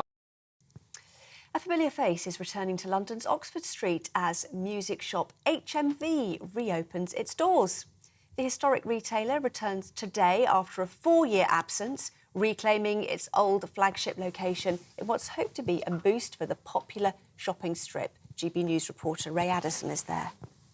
HMV's return to profit means that new owner Doug Putnam has been able to reopen the brand's flagship store 4 years after it shut down here on Oxford Street. He's going to be hoping that it can once again become a mainstay of the high street. Now, over the years, influential acts such as Michael Jackson, the Spice Girls and the Beatles, no less, have all performed here. It's also been used as an air raid shelter in World War II and burnt to the ground and been rebuilt. Now it'll have to survive the tough economic conditions as many shoppers tighten their belts.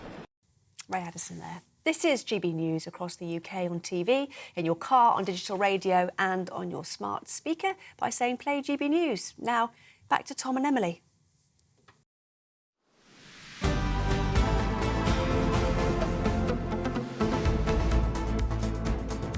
To our top story, the head of the Irish police says it's disgraceful that inquiries into the school knife attack have been disrupted by riots. Yes, 34 people have been arrested after trams and buses were set on fire overnight, as 4 people, including 2 children, remain in hospital. The stabbing is currently not being treated as terror-related, but police maintain they are open to all lines of inquiry to determine a motive.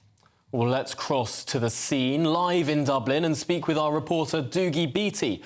Doogie, it was extraordinary that we saw these tensions bubble over last night. Has there been anything like it in recent history in Dublin? No, never in the centre of Dublin in this recent times. In fact, it was more like a scene from Belfast in the 80s.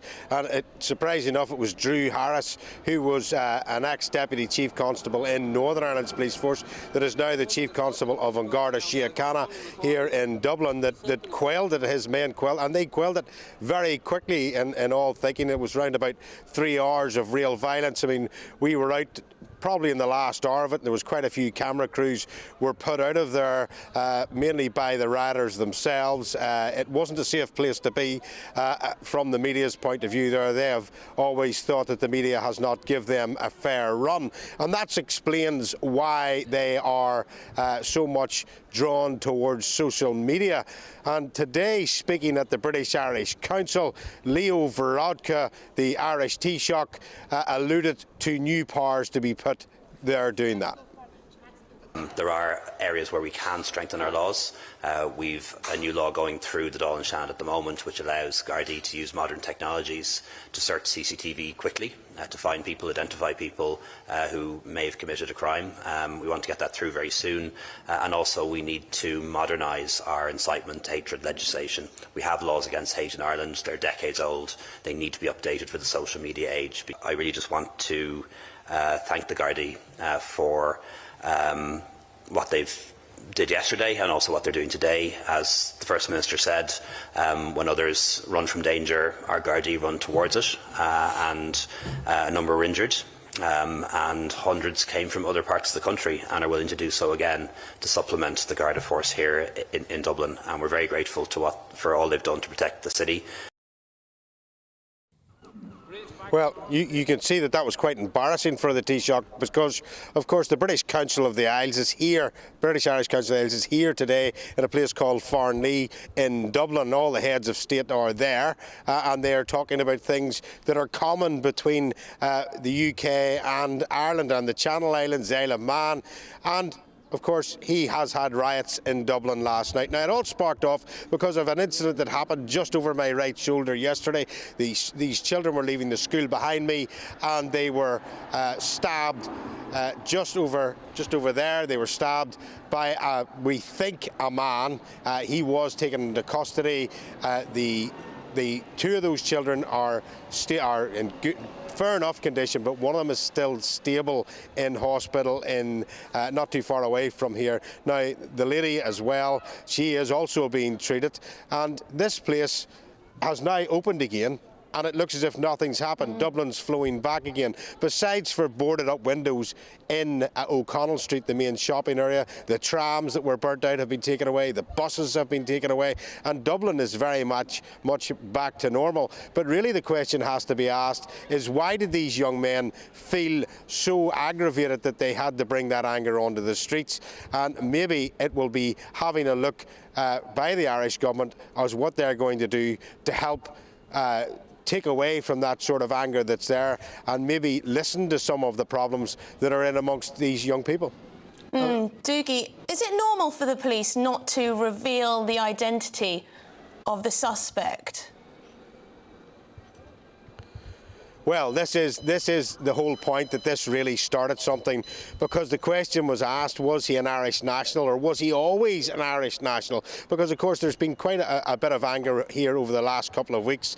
There was a very high-profile murder that was carried out of a young school teacher by someone that was indeed an immigrant that had came in, and there's been such a flow of immigrants into Ireland, both north and south, it must be said, in the last few years, that people are I don't think they ever mind that there's immigrants coming in. I think that they want the security checked of them. I think that they want them to be put into places where the right services and infrastructure's there to deal with it, so as everybody's not waiting on doctors' appointments, and so forth. Exactly the same issues that are going across the UK at this minute in time.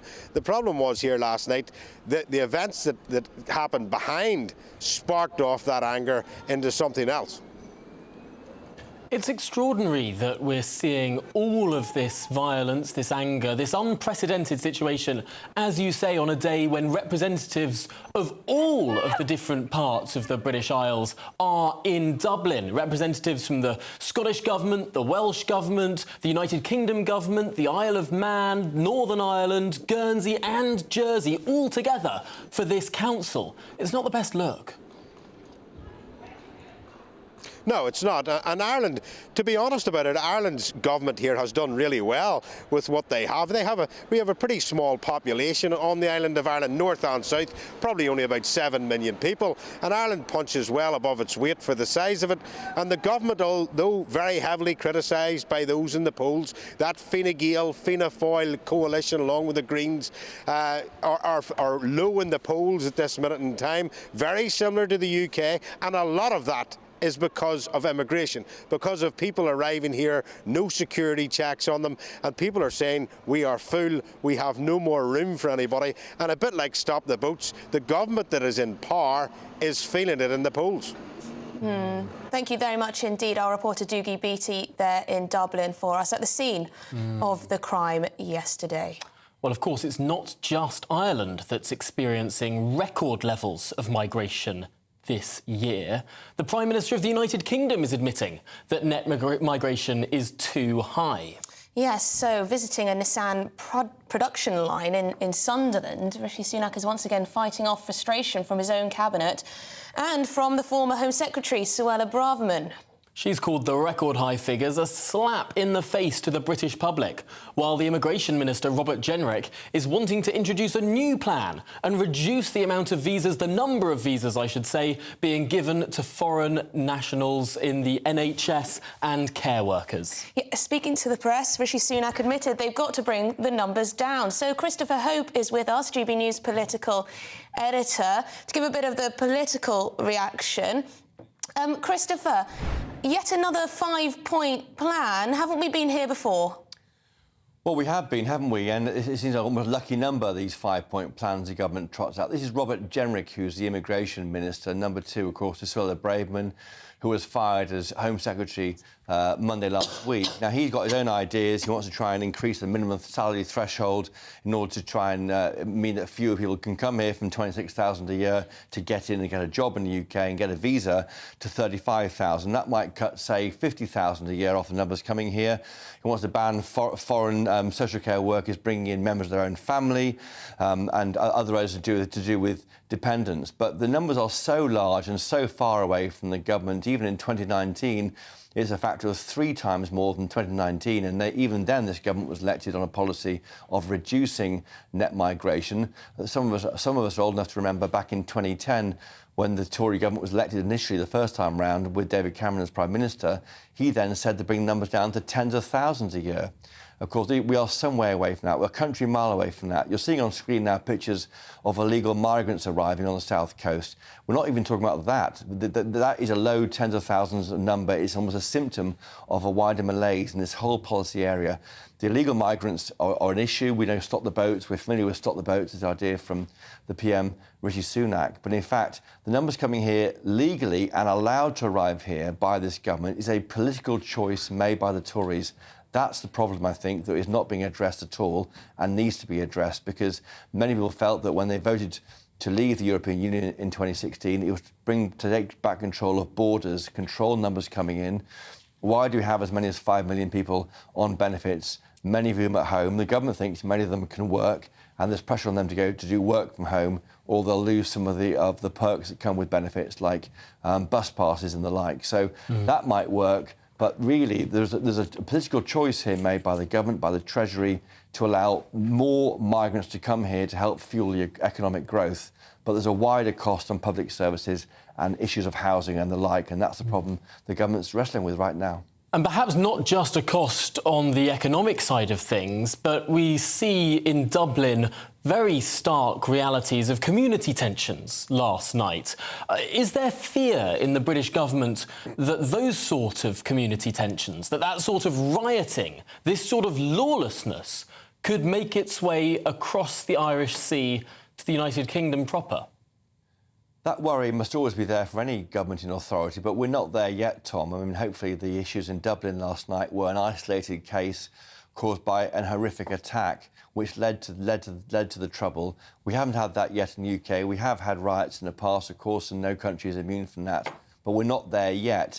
But there is big concern on the backbenches. Tory MPs this weekend are putting together a letter to the Home Secretary and the Prime Minister to try and urge them to get on with this, because the election is fast approaching. There's some suggestions it could be as early as May with Isaac Levido, a Tory election supremo, taking over planning for the election in January. We know GB News understands that's the case. Then, of course, we have maybe rumours of a February budget ahead of a May general election. We had thought they would go quite long, back into next November, December, maybe even January 2025. But it might mean the government wants to go early, get an election out of the way, and to try and limit losses, because there'll be big pressure on the government to take action if they can't stop these small boats coming across the channel in the summer. Thank you very much indeed, Christopher Hope, our political editor. I'm glad you asked that question, Tom, about whether our government should be worried or are worried about potential community tensions, because unfortunately we do see this as one of the side effects of mass immigration, that you do sometimes have these blow-ups of tensions. And of course this had a catalyst. This had a catalyst being this awful, horrific knife attack. But unfortunately, we've seen in this country that we do have racial tensions that do blow up, unfortunately. And of course, it really depends how you manage this migration. Do you have an integration strategy? I don't think anyone's complaining about the Hong Kongers who have come here. I don't think anyone's complaining about the Ukrainians who have come here.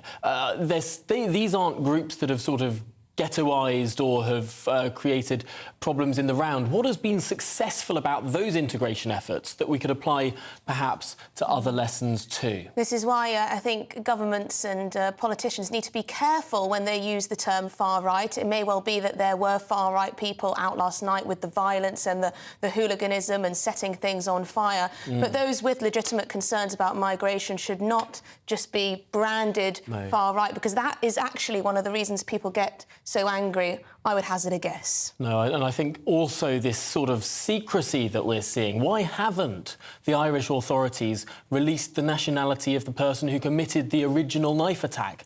You would have thought that some clarity there would stop all of this wild speculation online. Well, that's the problem. Everyone has a phone. Everyone has access to social media. TikTok is a flood with images of this and people guessing who the perpetrator was and all of this. The police do need to come out and be, in my opinion, well, a lot of people are saying this, not just my opinion, and be clear about it. But then perhaps others would say, well, why do you need to know where the perpetrator was from? You know, isn't that going to risk further tensions? Oh, just a crumb of consistency is perhaps what some of us would like to see, but lots more to come up on this afternoon's show. Yes, the American journalist Omid Scobie is to release his new book, Endgame, next Tuesday. The publication promises to tell us more about the royal family's feuds and scandals. Does he know what he's talking about? Our royal reporter, Cameron Walker, will be joining us to tell us more. This is Good Afternoon Britain on GB News.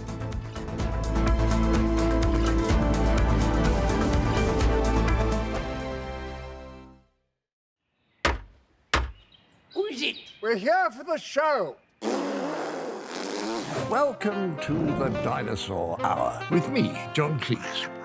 I was married to a therapist. And you survived? I thought we were getting Hugh Laurie. Second best. You interviewed Saddam Hussein. What's that like? I was terrified. I'm playing strip poker with these three. No, thank you. My CDs need to be put in alphabetical order. Are you going to be problematic again? The Dinosaur Hour. Sundays on GB News.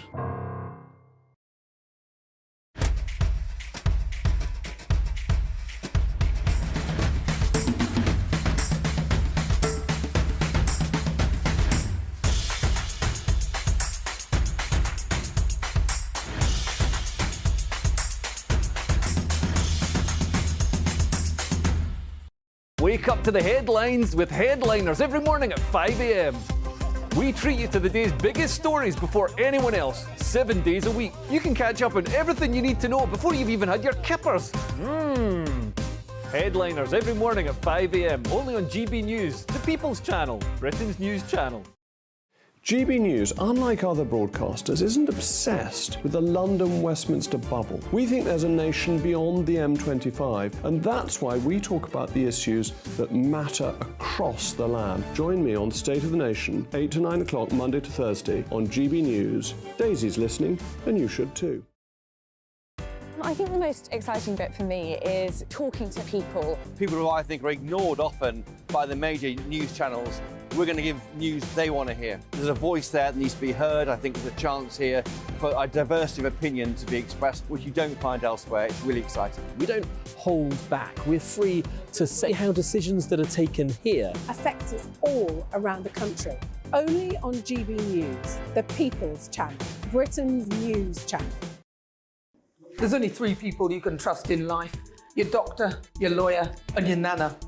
I'm not sure. So join me, Nana Aquare, at 3 p.m. every Saturday and Sunday, where we discuss the biggest topics of the weekend. Be ready for battle. Could you be quiet? What is this? It's my new teeth. It's your new teeth. I don't bite. Well, not without a good reason. Always honest, always fun. Every weekend at 3 p.m. on GB News, the People's Channel, Britain's news channel. Your weekend starts here with Friday Night Live with me, Mark Dolan, 8 till 9 on GB News. Big stories, big guests and big laughs as we get you ready for a cracking weekend. That's Friday Night Live with Mark Dolan. Fridays 8 till 9 on GB News. Bring your own drinks. The admission's free. Tired of the usual focus-tested, pre-prepared Westminster runaround? Well, so am I. So you want higher taxes? Is your department to blame for this? Are you rethinking this policy? Every Sunday at 9:30, I'll be sitting down with those in power to get the truth about the issues affecting you. Let's be honest, we've known about the cost pressures of this project for years, not months. That's the Camilla Tominey Show, a politics show with personality. On GB News, the People's Channel, Britain's news channel.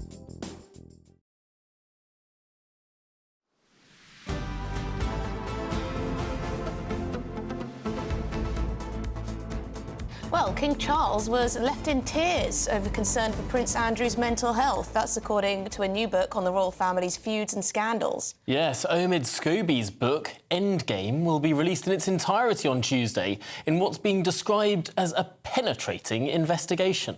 Yes, in the meantime, the French magazine Paris Match has managed to serialise sections of the book. Cameron Walker is here and he's joining us to talk us through the translations. Cameron, what are the juicy bits, and should we take this as gospel?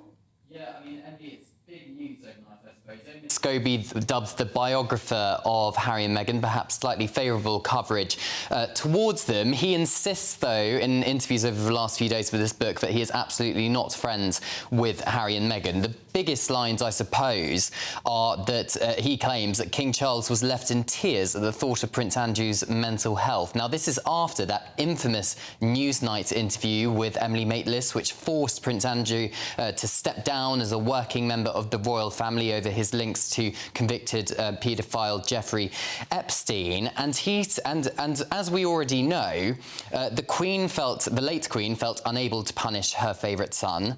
Charles, this is the new bit, could not bring himself to hurt his brother either. And I quote, he was left in tears because he was afraid for Andrew's mental health. And Omid Scobie also describes that William was actually at the heart of this, and he was far colder than his father, the king. So there's a lot of he said, she said, really, isn't it? It's all speculation.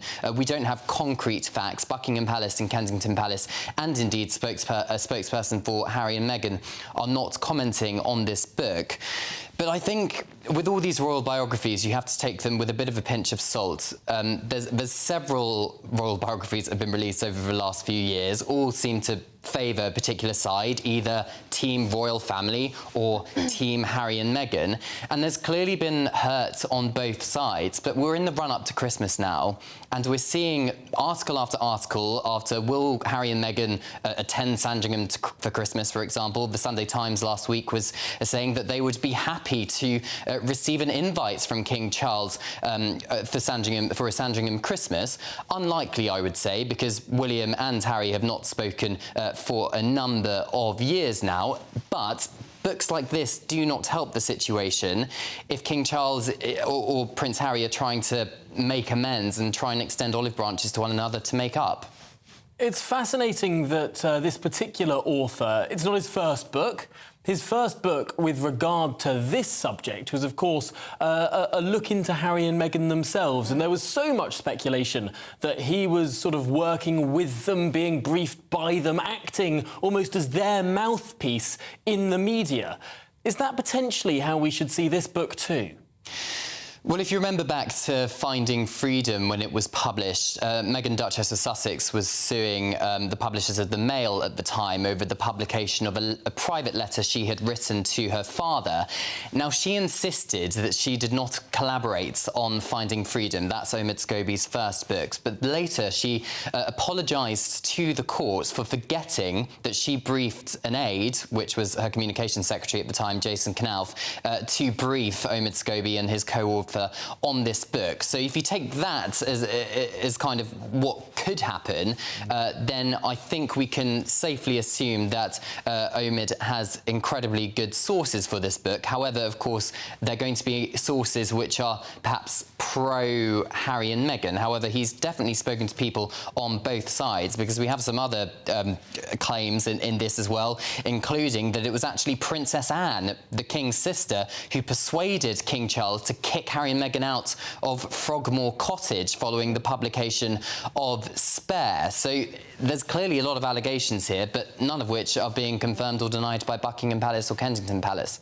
It's a bit of a grubby world, this royal biographer trade sort of have industry, to pretend isn't you're it? not talking to people Yeah. you may or may not be talking to. I find it fascinating how forgetful some of these pretty intelligent and switched-on people become as soon as they step into a courtroom.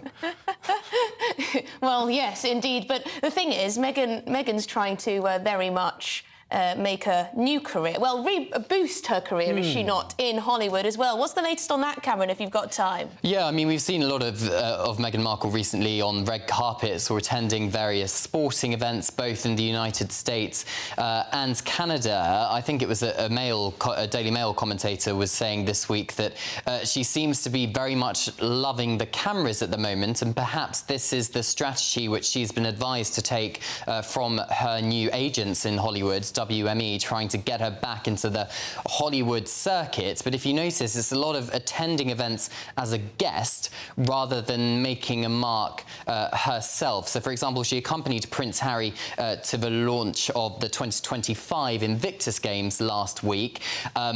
But it was her being a guest of Harry rather than any kind of initiative she's got going herself. But she keeps hinting at the fact that she has some big plans or big projects which she's going to announce very soon. But as of yet, we've heard nothing official. Oh, goodness me. Always keeping us wanting more. We're all waiting on tenterhooks. Oh, goodness me. Thank you very much, Cameron Walker, our royal correspondent. You're extremely interested in the antics of Meghan and Harry, aren't you? I care more about the king of this country than I do whatever these Hollywood celebrities are up to. But She's got the best agent in the business. Goodness me. She'll be everywhere. Well, you're watching Good Afternoon Britain on GB News. Lots coming up, lots more to discuss, not least returning to the situation in Dublin. But first, it's your news headlines with Tamsin.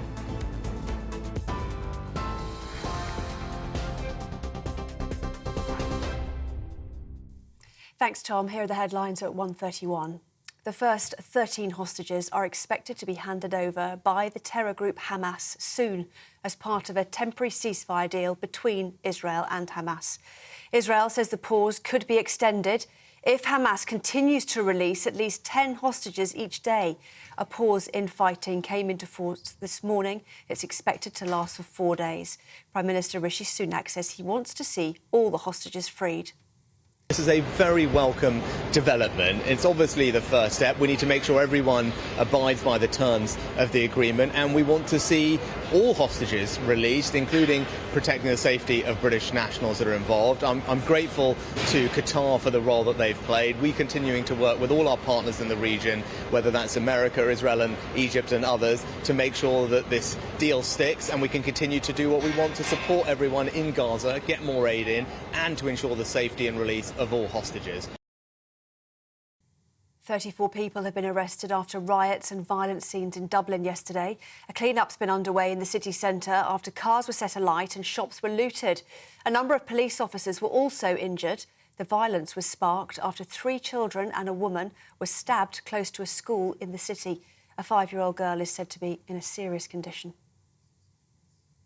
Nissan has announced a £1.2 billion plan to build electric versions of 2 new cars at its Sunderland plant.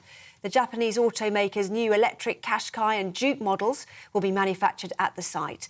It's also expected to bring wider investment in the industry, including the construction of a new gigafactory to make more batteries.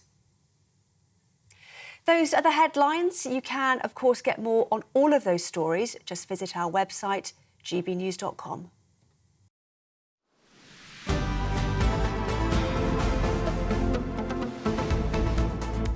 For a valuable legacy your family can own, gold coins will always shine bright. Rosalind Gold proudly sponsors the GB News Financial Report. Well, here's a quick look at today's markets. The pound will buy you $1.2572 and €1.1518. The price of gold is £1,587 and 18 pence per ounce. And the FTSE 100 is at 7,464 points. Rosalind Gold proudly sponsors the GB News Financial Report.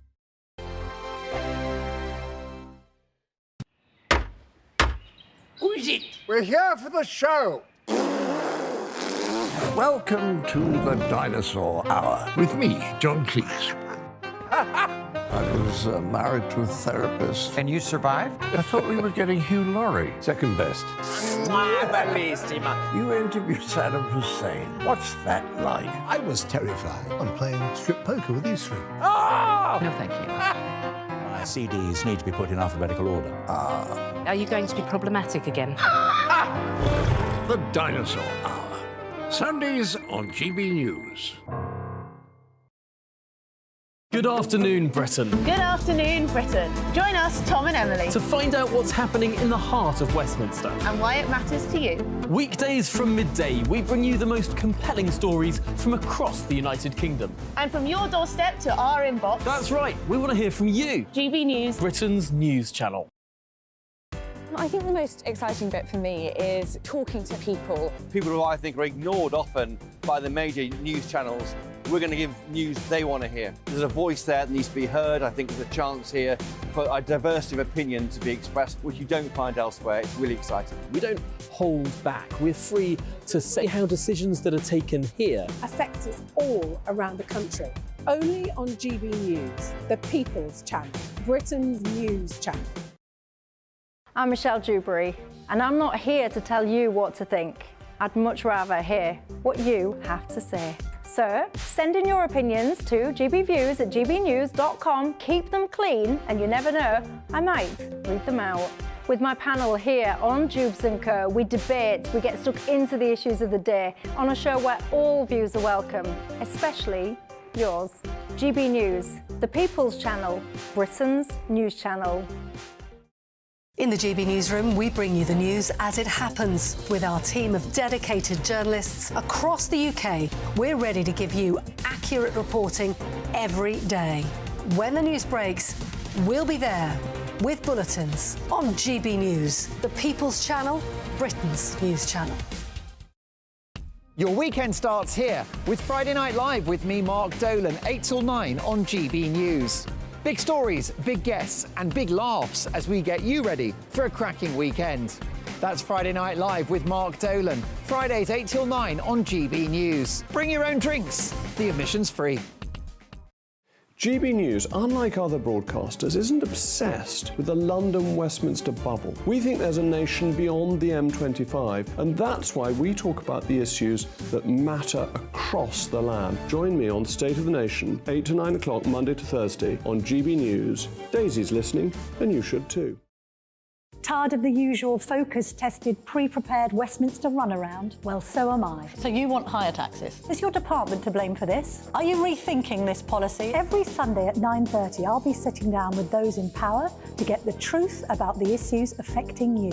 Let's be honest, we've known about the cost pressures of this project for years, not months. That's the Camilla Tominey Show, a politics show with personality. On GB News, the People's Channel, Britain's news channel.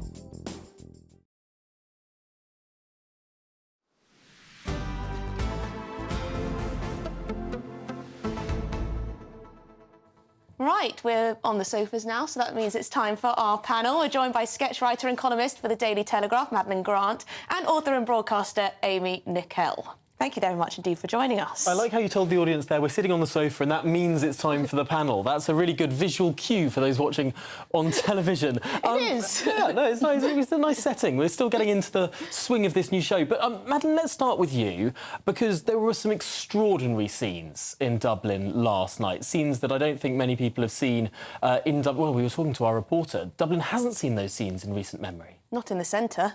No, I mean, absolutely shocking damage to property, to public landmarks. It must have been absolutely terrifying for anyone living in the vicinity of Dublin. And I think because, you know, there hasn't been something of that scale in Dublin so far, for a long time, you know, there has been resentment growing, but now it's bubbled up in this incredibly visceral way. And, you know, the very strong words from the Taoiseach when he condemned it. And I thought he actually did do a good job of condemning it, because he made the point very strongly that if you start doing damage to private property in your city, you're not achieving anything. There's no political message there. It's just, you know, mindless butchery and barbarity. But, Amy, I suppose the reason why this spilled over was an event that perhaps has been skirted over by a lot of the coverage, this awful stabbing that happened earlier in the day. Of course, but I don't think that an individual crime could possibly lead to what is essentially a collective punishment of a group of people. Like the moment I heard that the Holiday Inn had been set on fire because the people believed that there were migrants in there, that is clearly, you're taking, I understand that there are frustrations over living conditions in Dublin, but I think a certain group of people, aka the migrants in Dublin, are being scapegoated for what essentially is a failure of government policy and poor living standards, and they need something to blame, and it's thoughtless and mindless to just go in full pelt and attack a group of already vulnerable people living in very difficult conditions. Is there a sense, though, that perhaps some Western leaders may be closing their eyes to some of the grievances that are there among some of their citizens? Yeah, I think absolutely. I mean, it's very important that we talk both about the crime that precipitated this mindless violence and very real disenchantment with the exceptionally high levels of net migration that have been occurring, but also of illegal migrants who often haven't been vetted in any way, and the security concerns around that, which are very, very real. It's important to separate that from the mob and the carnage that we saw in Dublin, because it would be a terrible thing, and I think incredibly myopic and stupid if leaders were to basically say, well, now all we'll talk about is the damage caused by the mob and not any of the underlying concerns that may have led to that. However, I think we have to recognise what happened was a lightning rod for the people, the type of people that are more inclined to be... The people that were attending that mob are far right. I know you've had... I know you've disagreed with that. But no, I think anyone who sets something on fire is an extremist. Yeah. This is like a typical a National Front reaction to someone from a different nationality committing a crime. And actually, I think it's the fear of what high migration levels might lead to than actually the evidence of what they do lead to. I don't know. I mean, I think there are plenty of examples of what happens with unvetted people either who abscond from where they're being held in hotels and accommodation, and then we don't know what happens to them, people whose identities we cannot vouch for because they destroy their documentation upon arrival. And, you know, let's not forget that the Manchester Arena bombing was caused by an asylum seeker from Libya. I mean, this is not, you know, I'm obviously not trying to say that all migrants are committing these sorts of crimes, but there are genuine security concerns. A number of people who are connected with terrorist groups are thought to have crossed the channel in... Well, yeah, but it still remains the case that there are far more homegrown terror suspects than anyone that's coming into the country. Of course. And I think if we focus in on all the bad things, that there's very much a minority and not actually the vast ways... But you can't ignore it, though, Amy, and I think that may be one of the reasons why there is grievance bubbling under, not excusing in any way what happened last night. That was absolute hooliganism, vandalism and violence there, disgusting response to what happened. But there are those grievances bubbling under, and if you deny that there is a security risk from having unvetted people entering your country, then those people are going to get even more frustrated, no? I agree that we have a processing issue and we definitely need to be able to vet those people, but I expect if you did vet those people, I think the last check was 86% of them were valid and given pass to live in the UK, and because they needed asylum, they required asylum, so it was a fair case. I think we need to veer away from trying to scapegoat migrants for the failings of our governments, which is what I think is an easy shift of the blame. And which leads to this, I know you keep saying grievance. The grievance is directed at the wrong group of people. Migrants are not the issue. Sometimes they are. I mean, it's crazy to deny that there is a problem in some cases and that we need to know who's coming in and out of the country. But there are some cases in any group of people. Of course, and you would say that was a problem. But wouldn't you say it was a problem if we had homegrown terrorism? That's a problem, right? That's a problem. Yes, so why is so say if there was somebody from Devon, Devon committed a crime, I wouldn't go attack Devon and set fire to it. That's much logical sense as what I think has happened here. I wouldn't say that it wasn't a problem if someone from Devon committed a terrorist. But you wouldn't then say, everyone from that area. But I think that's what the translation of this situation is. Do you think one of the big issues here is that we're talking in this speculative way? We don't actually know the ethnicity of the person who committed the stabbing attack in the first place. It seems like the Irish authorities, despite apparently having this person in custody, have not released any information about this individual. But what relevance would it have? Well, for example, if it turned out this was an Irish national,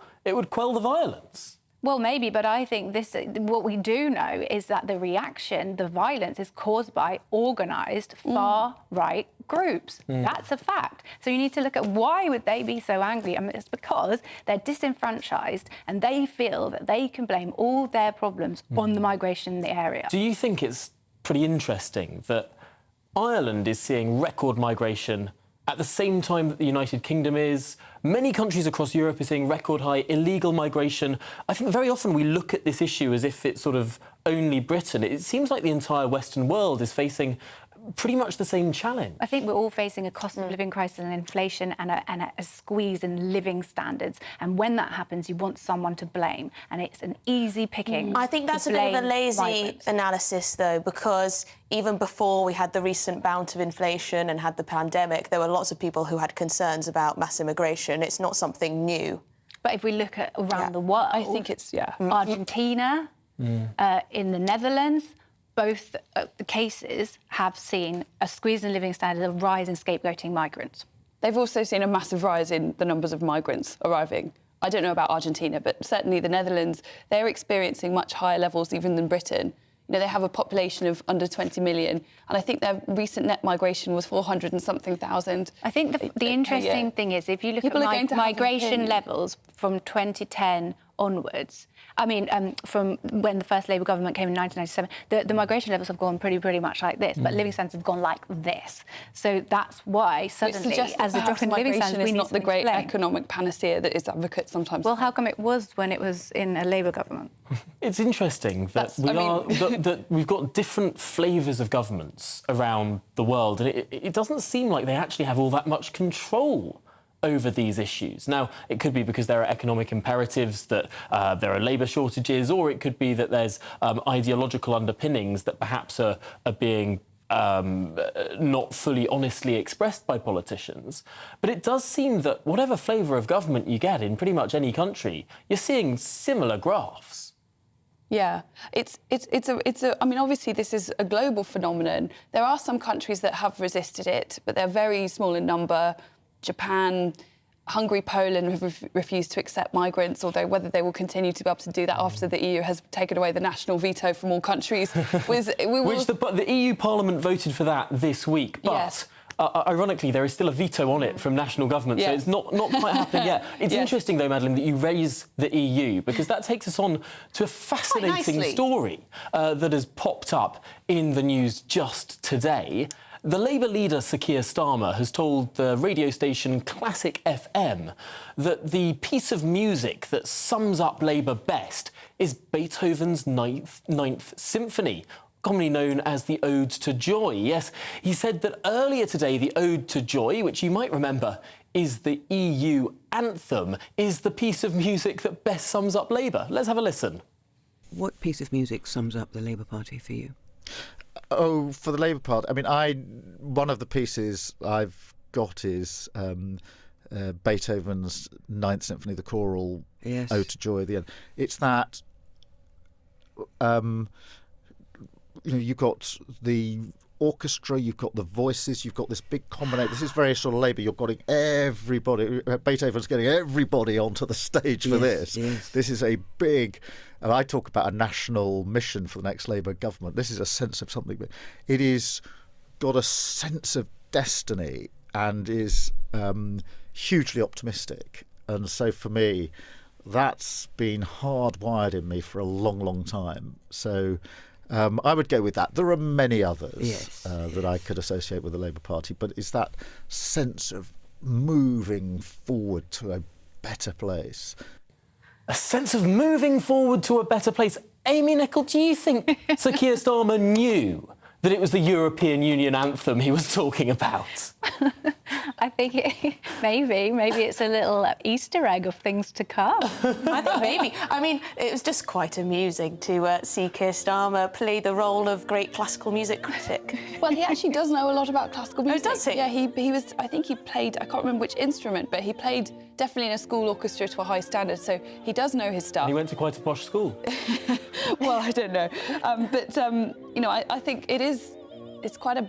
I'll be honest, it's quite a basic choice, isn't it? But it's a bit obvious to go for Ode to Joy. It's one of the 3 pieces of classical music most people could probably point to, right? It's, you know what I mean? It's like saying that Great Gatsby is your favourite book or something. It's a bit over. I think it's a bit naff, overrated. But then it's time for the son of a toolmaker. It's dirgeful and overrated, just like the Labour Party. It's interesting. I think someone made the comment online earlier that it's like Alan Partridge saying his favourite Beatles album was the best of the Beatles.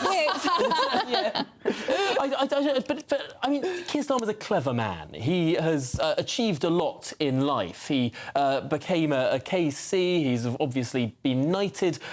I find it really hard to believe he didn't know precisely what he was doing in that interview. Well, he definitely knew. He must. Of course, so many people who are nowhere near as political as him would know exactly that Ode to Joy is the EU anthem. I think maybe he couldn't immediately think of something, and he reached for that because it has a personal salience for him. But he was being asked to describe the Labour Party, so from a political perspective, I think he'd have been better off going for something a bit more sort of patriotic, like go for Nimrod or something. You see, the thing is, I have to admit, I don't have a clue about classical music, and I don't know. Well, the people of Classic FM obviously would, but maybe it's not. You three seem to know a lot more about classical music than perhaps the viewers. Keir Starmer has spent a lot of time in Brussels over the years. He would know. Maybe he'll inspire you, Amy, to take up classical music. I think we might have walked into a bear trap here.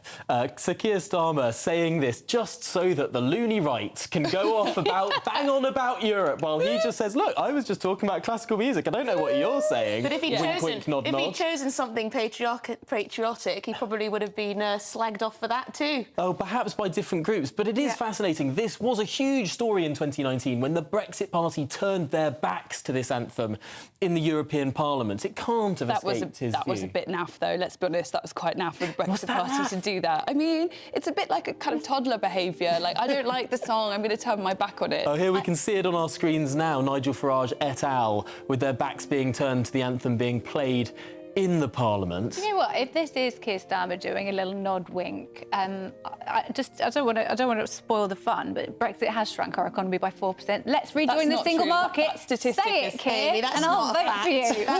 That's a rubbish statistic. Brexit's done more damage to our economy. That statistic has been debunked very thoroughly. It's been debunked, Amy, according to Maddie, at least. Do we have time for a final story? I think we do. I think we do. This is fascinating. You can see it on your screen. Yes, I've got it here in front of me. So New Zealand's new government is going to repeal the generational ban on tobacco sales.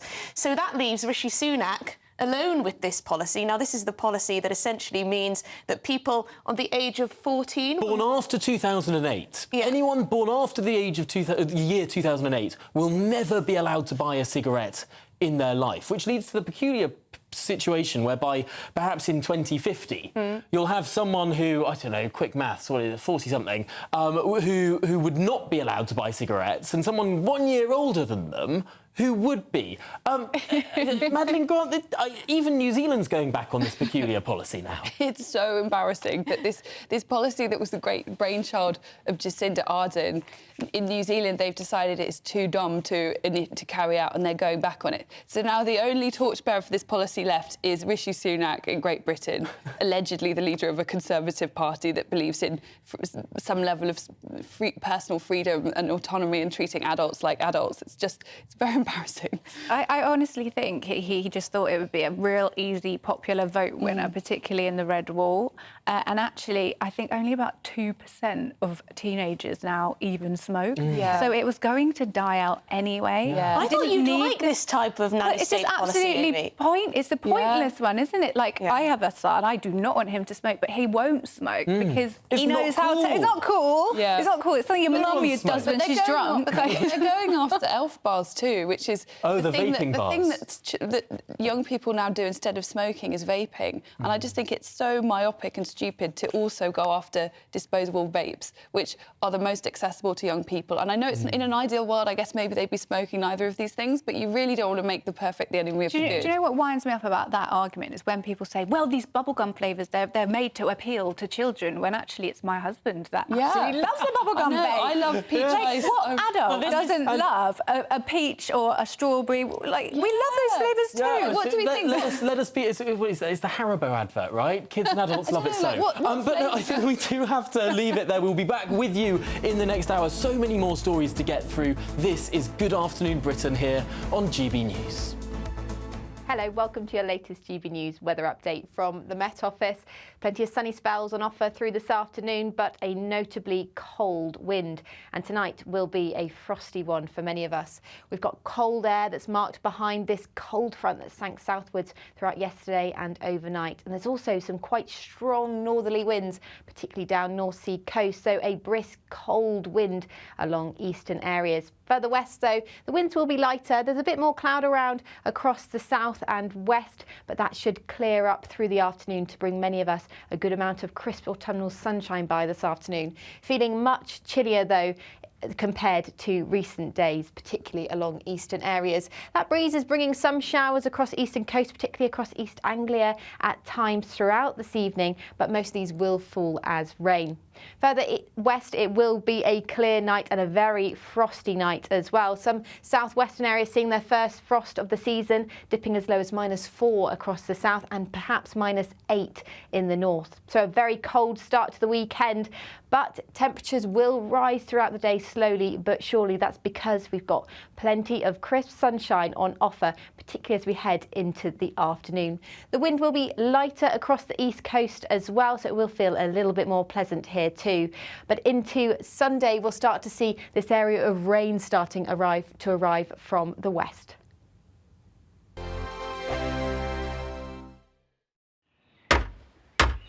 Who is it? We're here for the show. Welcome to the Dinosaur Hour with me, John Cleese. I was married to a therapist. And you survived? I thought we were getting Hugh Laurie. Second best. You interviewed Saddam Hussein. What's that like? I was terrified. I'm playing strip poker with Israel. Oh! No, thank you. My CDs need to be put in alphabetical order. Are you going to be problematic again? The Dinosaur Hour. Sundays on GB News.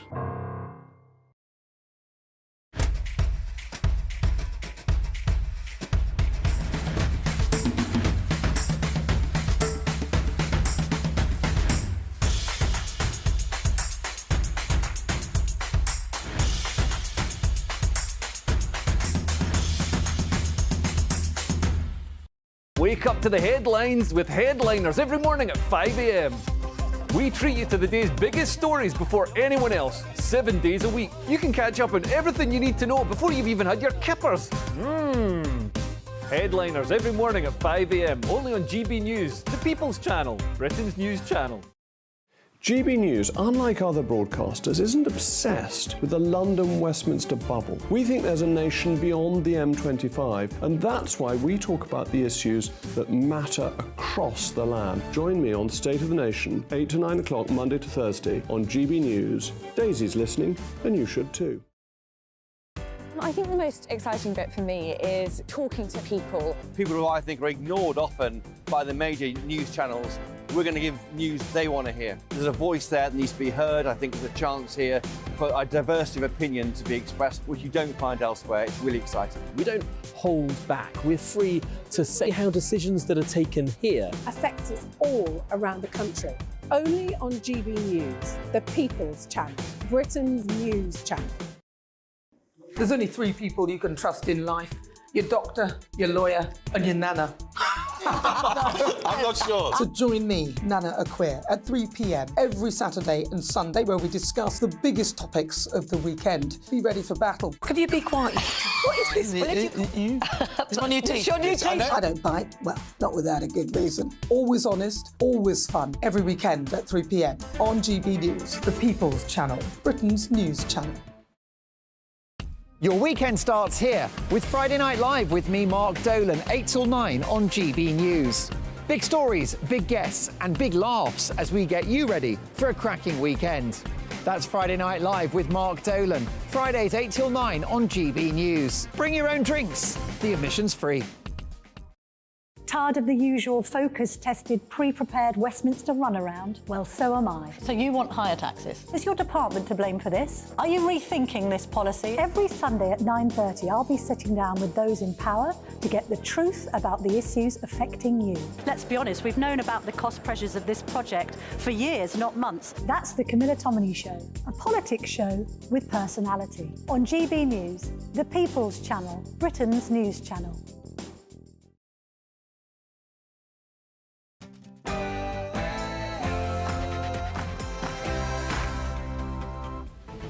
Good afternoon, Britain. It's 2 o'clock on Friday, the 24th of November. Temporary ceasefire. A pause in fighting has begun between Israel and Hamas as aid trucks enter the Rafah crossing. Israeli hostages are expected to be released any moment now. We will have the latest. Dublin on fire.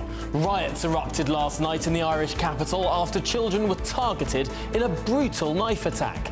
But now the Irish Prime Minister declares rioters are criminals filled with hate. It's been a tense situation in the Irish capital. And migration fallout. Rishi Sunak admits migration to the UK is too high. That's as he faces a backlash from his own MPs for failing to take back control of borders. But what will change?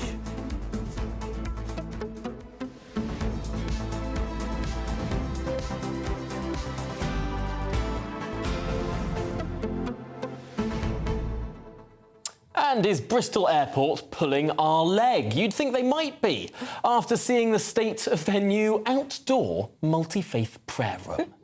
Here it is for those watching on television. For those not watching on television, I'm trying to struggle to find the words to describe the majesty of this resplendent structure. Something in the, I don't know... Reminiscent of St Paul's Cathedral, isn't it? Reminiscent of St Paul's, the kind of thing Sir Christopher Wren would have described in his glorious rebuilding of many parts of London that burnt down in the Great Fire. No, it looks like a bus stop. It looks like a terrible, boring, cheap bus stop. But I don't think that's quite what makes it funny. It's how bleak the entire picture is. To me, I'm not someone who holds a religious faith myself, but I feel that people feel like a faith should be something more meaningful than that bland and arid landscape. Yes, it would certainly put me off praying if I intended to while I was at the airport, if I was working there. But what's even more funny is the way that Bristol Airport announced this across their social media as something deserving of a sense of pride and a satisfaction. And look at us. Look what we've done. Look at our amazing new structure that we've created. Bask in its glory. You really, really... that was the impression it gave me anyway. But we'll be getting... We'll be getting more to that and so many more, perhaps even more important stories after the news headlines with Tamsin.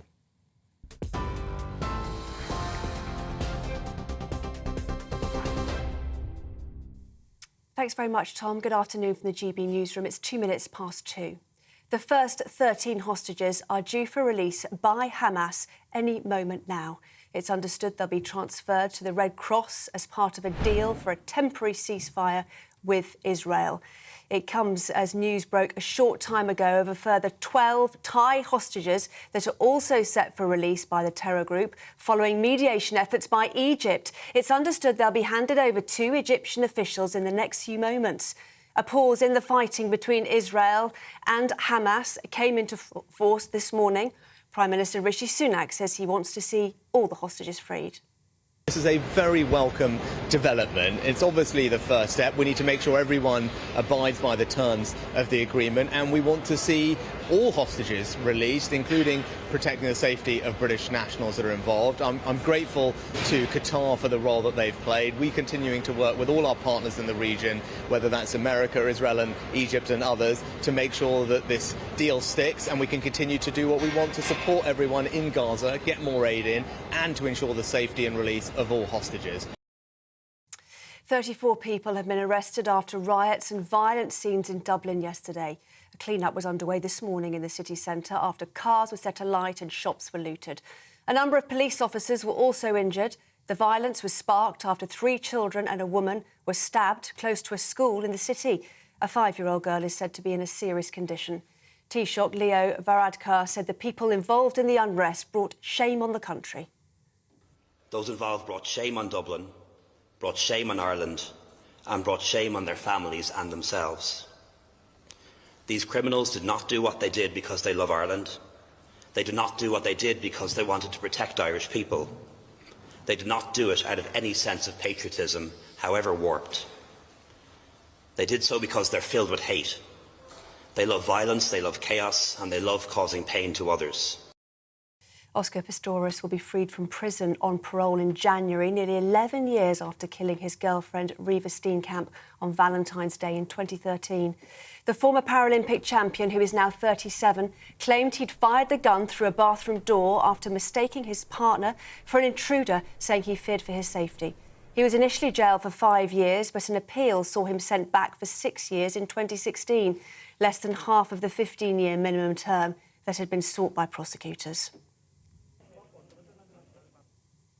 Nissan has announced a £1.2 billion plan to build electric versions of 2 new cars at its Sunderland plant. The Japanese automaker's new electric Qashqai and Juke models will be manufactured at the site. It's also expected to bring wider investment in the industry, including the construction of a new gigafactory to make more batteries. Well, Rishi Sunak is facing a backlash from senior members of his own party after new figures revealed migration is at an all-time high. Reports suggest MPs are demanding action to reduce the number of people coming legally to the UK. Net migration peaked at 745,000 last year, a record high. Work and Pensions Secretary Mel Stride says measures to reduce the number are already in place. We accept that the figures are too high, and that's why, for example, recently we announced that in the case of 150,000 student visas, we'd be clamping down on them, bringing dependents in with them. We're putting up the cost of visas, a number of different measures, and the OBR, who are the independent forecasters who look at the kind of impacts of these steps, recognise that this will in itself start to bring the level of migration down. But there is more to be done. And a familiar face is returning to London's Oxford Street as music shop HMV reopens its doors. The historic retailer returns today after a 4-year absence, reclaiming its old flagship location in what's hoped to be a boost for the popular shopping strip. GB News reporter Ray Addison's there.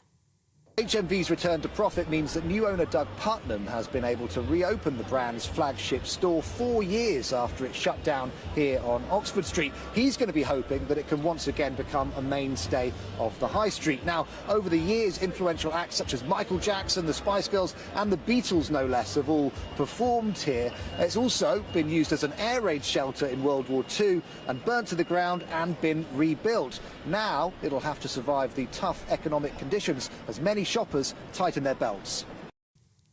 This is GB News across the UK on TV, in your car, on digital radio and on your smart speaker. Just say play GB News. Now back to Tom and Emily.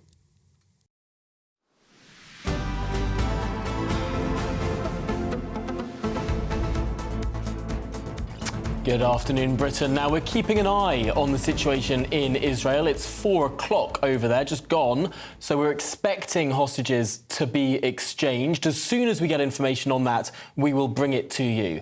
But in the meantime, the Irish Taoiseach, Leo Varadkar, has assured the head of the Irish police that they have enough powers and appropriate equipment to deal with the outbreaks of violence in the wake of yesterday's school knife attack. Yes, the Garda Commissioner says it's disgraceful that inquiries into the stabbing have been disrupted by riots in Dublin. 34 people have been arrested after trams and buses were set on fire overnight, as 4 people, including 2 children, remain in hospital. Well, let's cross to Dublin and speak with our reporter, Doogie Beattie. Doogie, thank you very much for being there in Dublin at the scene of what took place yesterday. What reaction has there been politically?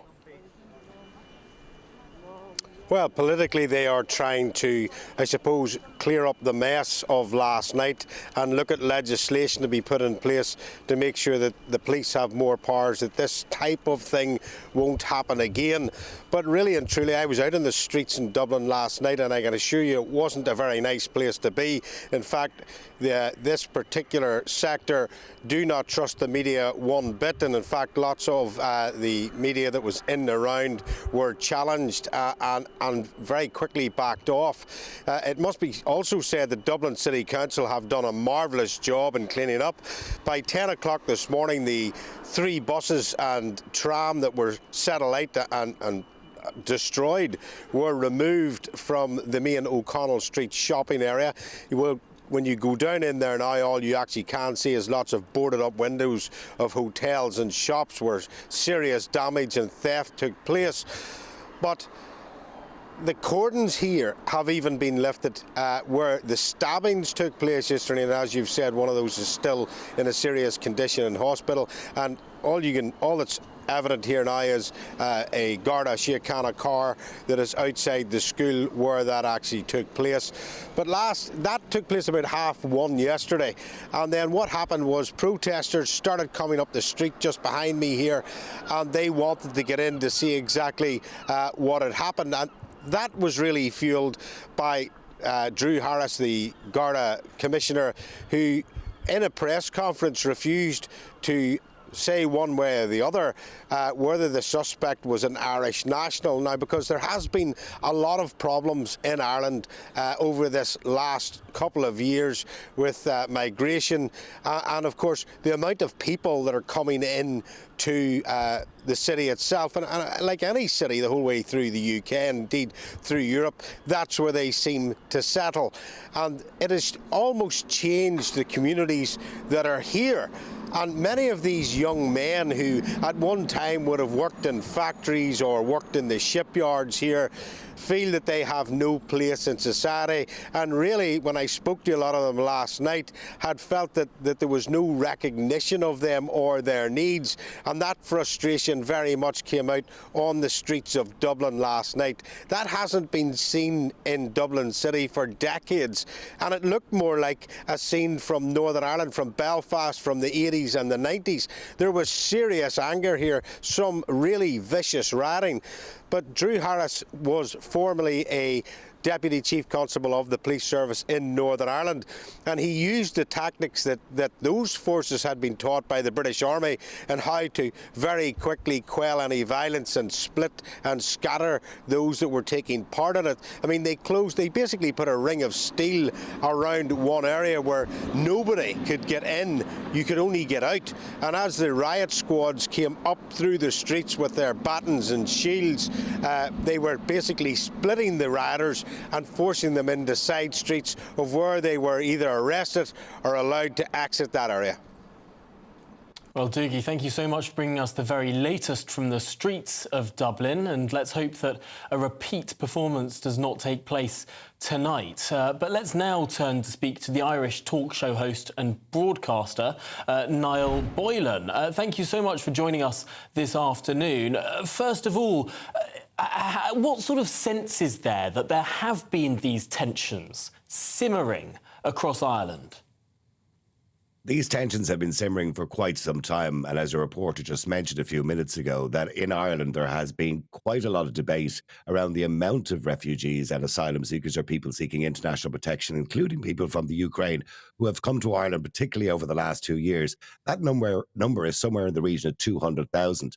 The population of Ireland has increased from 3 million to 5 million in the last 25 to 30 years. And this is a great concern for people because it affects services like GP services, hospital services. It affects everything, and it's quite costly as well. It's now costing billions.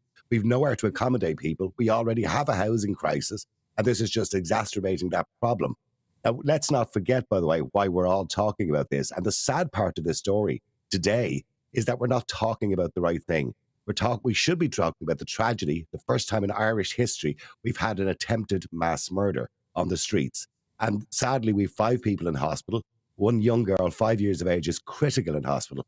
The teacher or the creche worker that tried to prevent her from being hit, she's also seriously ill. We've got 3 other children and a host of other children who were there at that particular time who would be traumatized by what actually happened yesterday. And if it wasn't for the work of passerbys and people in the area, maybe that could have been a lot worse. And you got to remember, this happened in one of the busiest parts of the city. It's Parnell Square, which is just off the main thoroughfare, which is O'Connell Street. For those in London, Oxford Street, essentially the centre of the city, the busiest road on the city.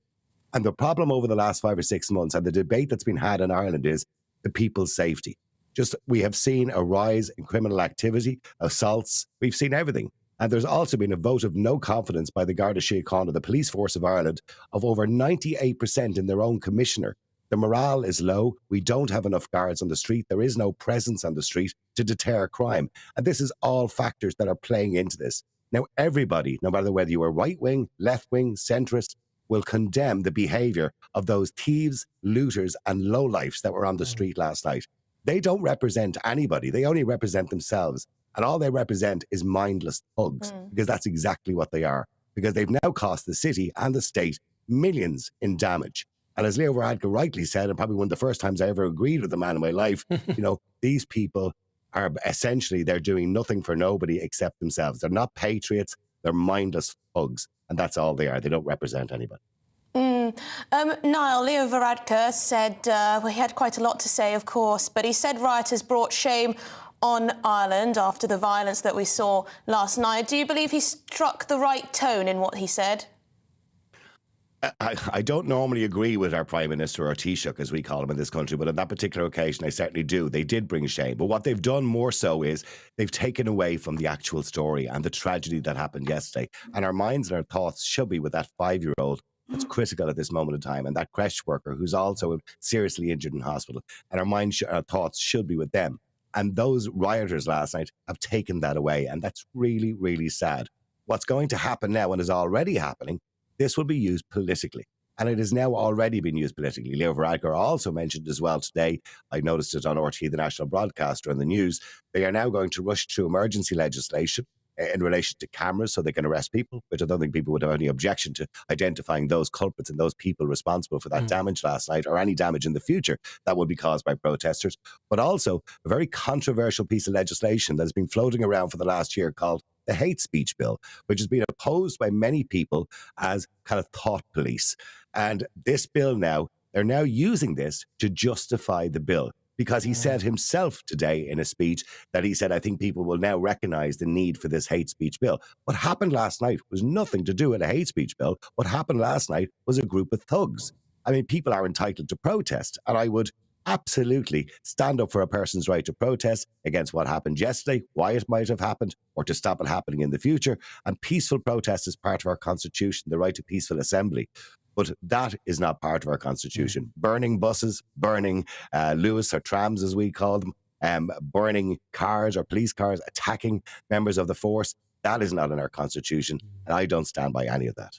No, but it's interesting that there is this conflation between words and actions, and you'd think that the actions that are oh so illegal would be illegal under any settlement of law, and words are much more ambiguous to police. There sometimes is overreach when it comes to words. I do want to reference, though, an individual, a heroic individual, who really potentially saved many lives yesterday, and potentially saved some of those children who might now pull through in this mass knife attack. And this individual happened to be a Brazilian migrant to Ireland. What does this say about the different mix of tensions that exist? Is this not a positive story about migration as well? Absolutely. Absolutely. The Deliveroo driver who eventually hit this man across the head with his helmet and probably stopped more people being killed. And also, by the way, can I say the creche worker who also attacked him but sadly paid for it because she's now in hospital. We owe them quite a lot. The Deliveroo driver, the suggestions he should be offered the freedom of the city, and I wouldn't disagree with that. And most people who have had the debate around immigration in Ireland are not suggesting that we shouldn't allow people come to Ireland. The problem we have is that so many people are coming to Ireland with no documentation, no passports, nowhere to live. They've come from other countries, not just directly from, say, the continent of Africa or Algeria or wherever it happens to be. They're coming in with nothing. And it is now, it has been documented that they're getting on the plane with documentation and destroying that documentation whilst on the plane and arriving in Ireland with no documentation. That, firstly, has to raise a red flag. We've also got the fact that we've over 100,000 Ukrainian refugees who have come to Ireland at this stage. Again, that's very difficult for us to accommodate. We can't accommodate that many people. And by Micheál Martin, our Taoiseach, who was the Taoiseach at the time when he spoke to BBC News, going back about a year and a half ago when this started first, he said we weren't going to do security checks because of the amount of people that were coming in. We wouldn't have time or the administration to do all of that. Now, that's unacceptable if you're a government and your job is to protect the borders of your country. It's reckless is what it is. Now, again, I say to you, most people who would be right of centre would say, absolutely, we welcome people. If you're coming from a war-torn country, you need our support. I'll roll out the red carpet for you. We'll do everything we can. But you can't just be reckless when it comes to immigration. Thank you very much indeed, Niall Borland, Irish talk show host and broadcaster. Very interesting to speak to you. Very balanced perspective there. But also it's interesting to see that the issues that the United Kingdom is facing right now are not unique to the United Kingdom. We've seen tensions erupt in the Republic of Ireland. We've seen tensions erupt in the Netherlands. We've seen mass migration across continental Europe. Indeed, illegal migration, which is down by a third in the UK this year. Across the average of European countries, it's up by a third. So these aren't issues that are unique to the United Kingdom. But let's look a little bit more widely than our own borders now, because the other enormous piece of news today is, of course, the potential freedom for people that have been held for more than 40 days by vicious terrorists in Gaza. We're looking at live pictures now of the Rafah crossing, which is the point whereby hostages snatched from Israel by Hamas at the start of last month, well, they are expected to be crossing at this time. Yes, there are crowds of people there, some vehicles waiting. We'll keep an eye on the Rafah crossing because a long-anticipated four-day pause in the fighting between Israel and Hamas is underway, as Hamas will release 50 hostages over the next 4 days. And Israel will free 150 Palestinian prisoners in return. Yes, indeed. Let's talk now to GB News Home and Security Editor Mark White. And Mark, do we understand if any returns have happened so far? They were meant to begin 21 minutes ago. Yes, I mean, these things can always be a bit delayed just in the logistics of getting people, in the case of the hostages, out of these tunnels and safely to that border crossing with Egypt. But we believe that it is underway as this is taking place here on the Rafah crossing, that crossing between Gaza and Egypt, across in Ramallah on the West Bank. There is a prisoner exchange there taking place with 39 Palestinian prisoners also being released, and there's been some activity down on the West Bank with the crowd surging towards a van that left the prison there. Whether that contained any of those released prisoners, we don't know at this stage, but obviously a lot of anticipation and some breaking news to bring you about the release of the hostages. So what we're told is that 13 Israeli hostages consisting of women and young children are being released, but at the same time the Thai government, the Prime Minister, has just confirmed that 12 Thai nationals have been released as well. 12 Thai nationals released and in the process of being brought to safety across that Rafah crossing, we assume, as well. That we were not expecting. We had been told earlier that it was 13 hostages released today. Then in the coming 3 days afterwards, we would get more released, up to a total of about 50. But according, and as I say, we've got to take it at face value as it's coming from the Thai Prime Minister. He is saying that 12 Thai nationals have also been released as part of this deal.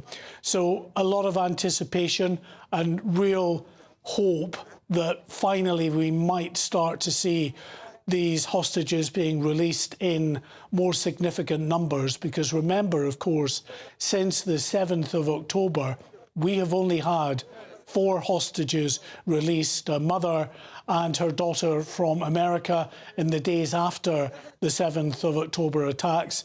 And then on the 23rd of October, we had 2 elderly Israeli women that were released as well, Yocheved Lifshitz and Nurit Cooper, who were released and also sent over that Rafah crossing before being taken to Tel Aviv and given hospital care. They were in remarkably good condition, clearly, obviously traumatised by the ordeal that they suffered and what happened on the 7th of October. But health-wise, they were in remarkably good condition. What we don't know with regard to the hostages being released today is just what kind of medical condition they might be in. Psychologically, they will be, I'm sure, in a very tough place. And we're seeing a bus there on those images just heading towards that area. And I just need confirmation if that is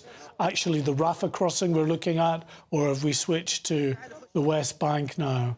This is the Rafah crossing, Mark, that we're looking at with live pictures of that bus turning around, and of course some other vehicles and a mass of people gathering in anticipation of what is to come. But yes, live pictures of the Rafah crossing here. Mark, just a question. It may be a silly one, but these 12 Thai hostages, do we know why they were being kept as hostages by Hamas? Well, they were rounded up and taken hostage on the 7th of October, just by virtue of the fact that they were in the area that Hamas had attacked. So the Thai hostages were working, they were agricultural labourers, basically working on some of the kibbutz in the area that was attacked by Hamas on the 7th of October. There are some other nationalities as well, so not Israelis, not Jews, but people that were working in the kibbutz at that time. A number of foreign nationalities amongst the hostages, including, of course, also UK citizens and citizens from France, America, Ireland, and other nations as well. So a lot of countries invested in this, very concerned about what has unfolded and desperately hoping that their citizens can be released as well. Indeed, a large number of Thai migrant workers live in Israel, of course. It was the second largest nationality that were taken on that day. There's been a level of controversy in Israel about what is to take place today. The fact that 3 individuals who were arrested for the safety of Israel, i.e. people who have attempted murders, attempted grievous bodily harm, have been incredibly violent, these people that Israel are releasing, 3 for every hostage that was taken, are to some extent being equated. These people that were arrested for attempted bombings, for stabbings, for all of these things, they are being released today in order to release innocent hostages who were taken from their homes, who were taken from a music festival, who were taken from going about their daily lives. Mark, what's the level of controversy around this deal in Israel? Well, of course, Israeli citizens will find it unpalatable that you have got people who have been arrested in connection with some pretty serious incidents. But Israel has done this many times in the past, and we've seen actually far greater numbers of Palestinian prisoners released for Israeli soldiers who have been in captivity over the years. So yes, while it's unpalatable for the Israeli people, they desperately want these people back. Of course they do. They're wholly innocent individuals who were taken hostage on that 7th of October attack. It's fascinating to see the sort of negotiation process that led to this. I understand that Israeli and Hamas officials would not sit in the same room, but you had Qatari dignitaries sort of running notes between two individual rooms. All of this negotiation, of course, happening in previous weeks, in the weeks leading up to this day, in Qatar. Yeah, I mean, Israel and Hamas were never going to sit in the same room together. It was always going to have to be brokered by a third party. And in this case, it has been the Qataris. I mean, you know, they are not seen necessarily as honest brokers by the Israelis, though, because remember, Qatar does give space, offices, accommodation to some of Hamas's leadership in that country, much to the anger of the Israeli government there. Some of the other Gulf states have played a part as well in trying to help secure the release of these hostages. But, you know, Israel's going to do whatever they have to do to try to get these hostages released. What will be very interesting to note in the hours and days ahead is whether this truce holds, because it is very precarious. There was some fighting and some rockets fired over early this morning just as this truce was taking hold. And it really, any activity from one side or another, a misstep, a misfire, could bring the whole truce crashing down. So some real concern going forward, and I hope that the truce can hold to ensure that these hostages are released. Now, it will also be interesting, I think, to find out what the intentions of Hamas are going forward, whether they want the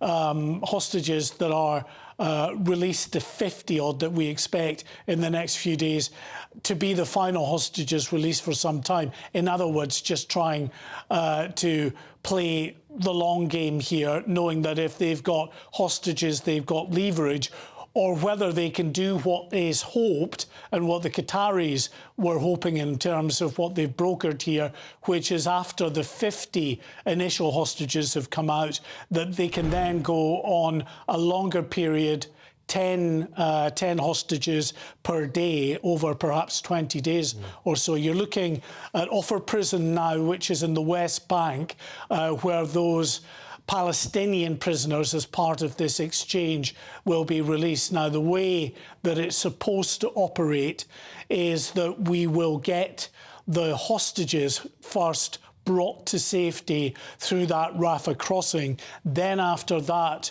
point, the Israelis will release these 39-year-old Palestinian prisoners, some of those, as you quite rightly pointed out, convicted of terrorist offences. So not the kind of individuals that Israel would want back on the streets, but they're holding their nose here.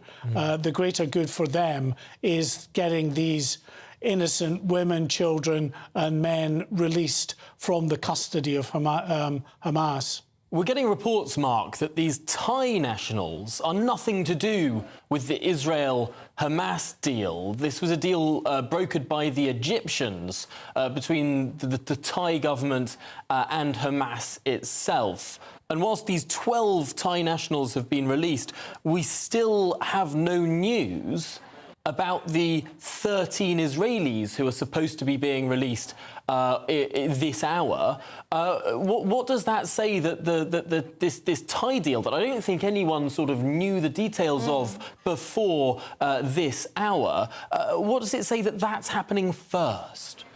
Well, I mean, you're right, we didn't know about specifically the Thai deal, but as I was saying just before, it's not just negotiations that are being led here by Qataris. Gulf states and others have been liaising and negotiating with Hamas as well. So as you say there, that the Thai nationals appear to be part of an Egyptian broker deal, well, it's to be welcomed regardless.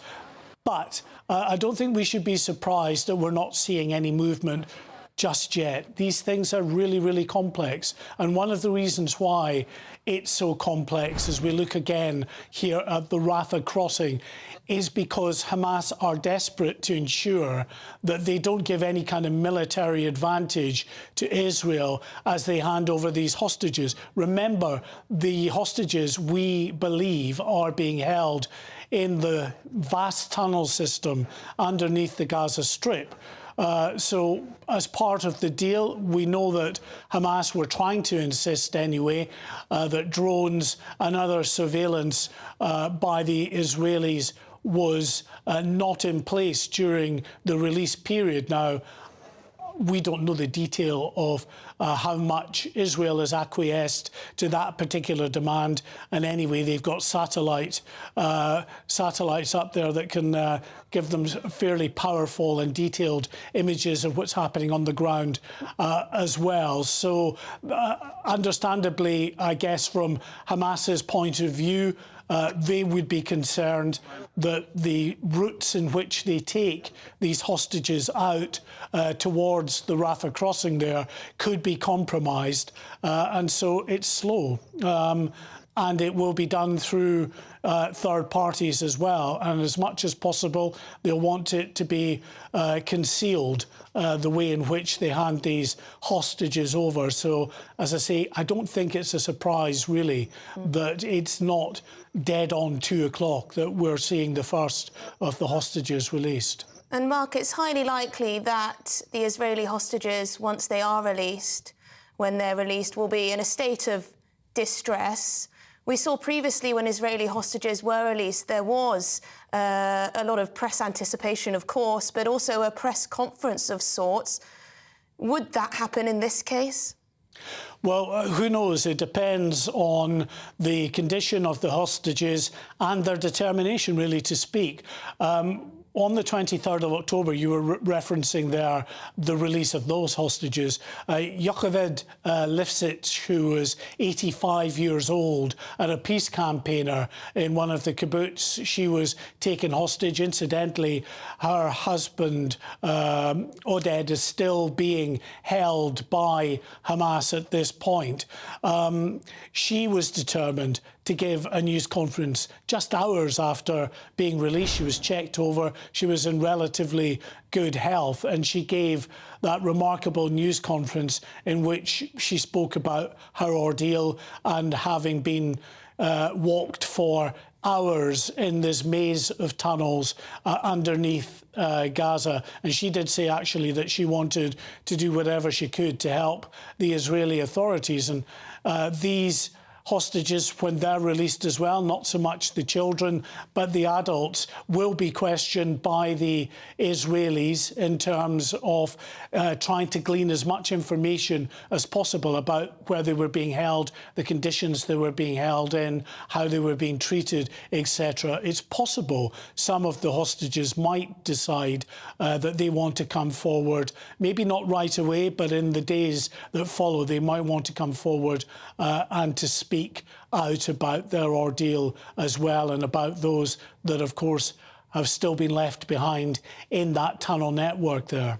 It's fascinating to see how the initial released hostages were reported by Western media. Some words amplified, others not. And it's almost impossible to know if what those hostages are saying when they're released is to do with protecting people that they were with, how much is legitimate, how much we can sort of learn, actually, from any impromptu or hasty press conference.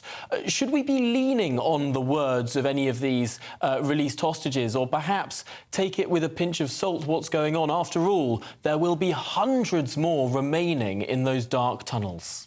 Well, listen, there's no doubt that anyone coming out and speaking after their ordeal needs to be cut quite a bit of slack, because at the end of the day, you know, they've been held in conditions for some 7 weeks down there in, you know, I'm sure very difficult conditions for them, not knowing what the next day might bring. We don't know how they may have been treated. And yes, they will have concerns, of course, for potentially loved ones, other people that they know that they have maybe shared confinement with at that point. So a lot of what they might say may well be guarded or designed not to do anything that makes the predicament of those still being held hostage that much more difficult. We know, as I say, when Yocheved Lifshitz came out, that she said that she had been treated remarkably well, that she had been given regular checkups by Hamas, that she had been given medication. We don't know how much of that she was saying, perhaps because of the concern for her husband still being held by Hamas. So, yeah, I think we need to certainly be cognizant of that and to understand the hostages and what they've gone through when they speak, if they do speak, in the hours and days ahead. Well, let's hold you there, Mark, and stay with us. Let's join now the freelance Israeli journalist Yotam Confino for his take on events. And Yotam, this is clearly a momentous day. How are the people of Israel feeling about this tentative exchange? It's a bittersweet situation for most Israelis. Of course, there's huge relief that these 50 hostages might be released, including babies, toddlers, and women. But until it happens, a lot of Israelis won't believe it. They simply have to see them crossing the border, being brought into Israel before they believe it. And there's good reason to be skeptic. We're dealing with Hamas. All these families have been tortured mentally by Hamas. Many of them have even lost also family members, in addition to having people inside Gaza now. So it's a bittersweet feeling. There's also anger, really, that the Israeli government didn't manage to get more people out, that it's only 50. There's 240 hostages. So it's mixed emotions all over the country, really. So, Yotam, you say there's an anger among some Israeli citizens that the government hasn't managed to broker a deal that releases all of the hostages. Of course, is there any anger that the Israeli government is willing to release 150 Palestinian prisoners? Absolutely.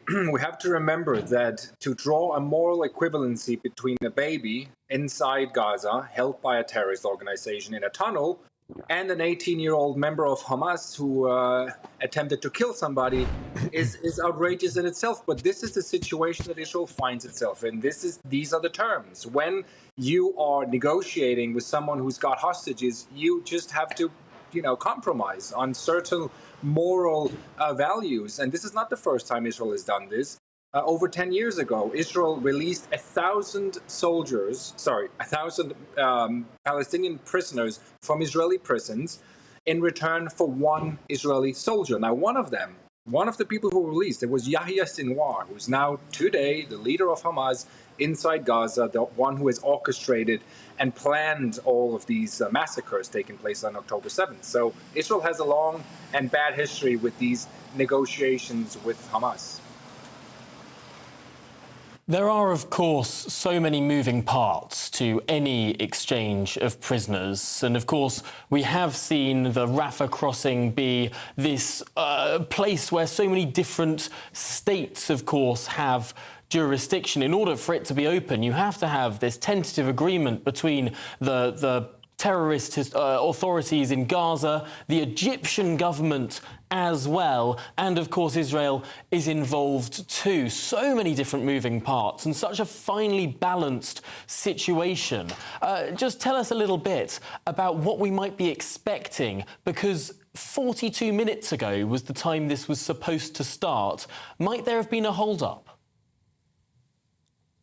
Well, there is a holdup. We don't really know exactly what's going on, but we did get some news coming out of Egypt that 12 hostages, 12 citizens from Thailand have been released now, and they are expected to also cross the Rafah border crossing. So we assume that they'll be going together with the Israeli hostages, and that might be what's holding this thing up.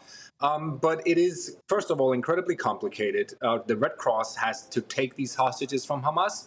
They have to bring them to the border crossing, and only there will Israeli authorities and doctors have a look at them. First of all, go over them and see if they actually match the names that they have on their list, and then to check them physically to see if they need immediate medical care. And then they'll be brought in helicopters to Israel, into hospitals, where they'll be treated until the doctors can say that they are okay to go home. So it's an incredibly difficult situation because Gaza is a war zone. And Hamas is now in charge of this because they have to release them to the Red Cross. And Israel is of course, following this carefully to see if it happens in a smooth way and in the way that it wants it to happen. And Yotam, have we heard from the Israeli Prime Minister, Benjamin Netanyahu? Today, we haven't heard. He is, I assume, busy coordinating the next batch of hostages. Israel has just gotten a list. That's what we assume. Once a day, they'll get a new list with the names of hostages that are due to be released the following days. So I assume that he's busy now with the rest of the government, with the intelligence agency, going over these people and then calling the families, because this is what they do. Once they have the list, they call the families and they inform them about their loved ones being on this list, so they can expect them to hopefully be released 24 hours later.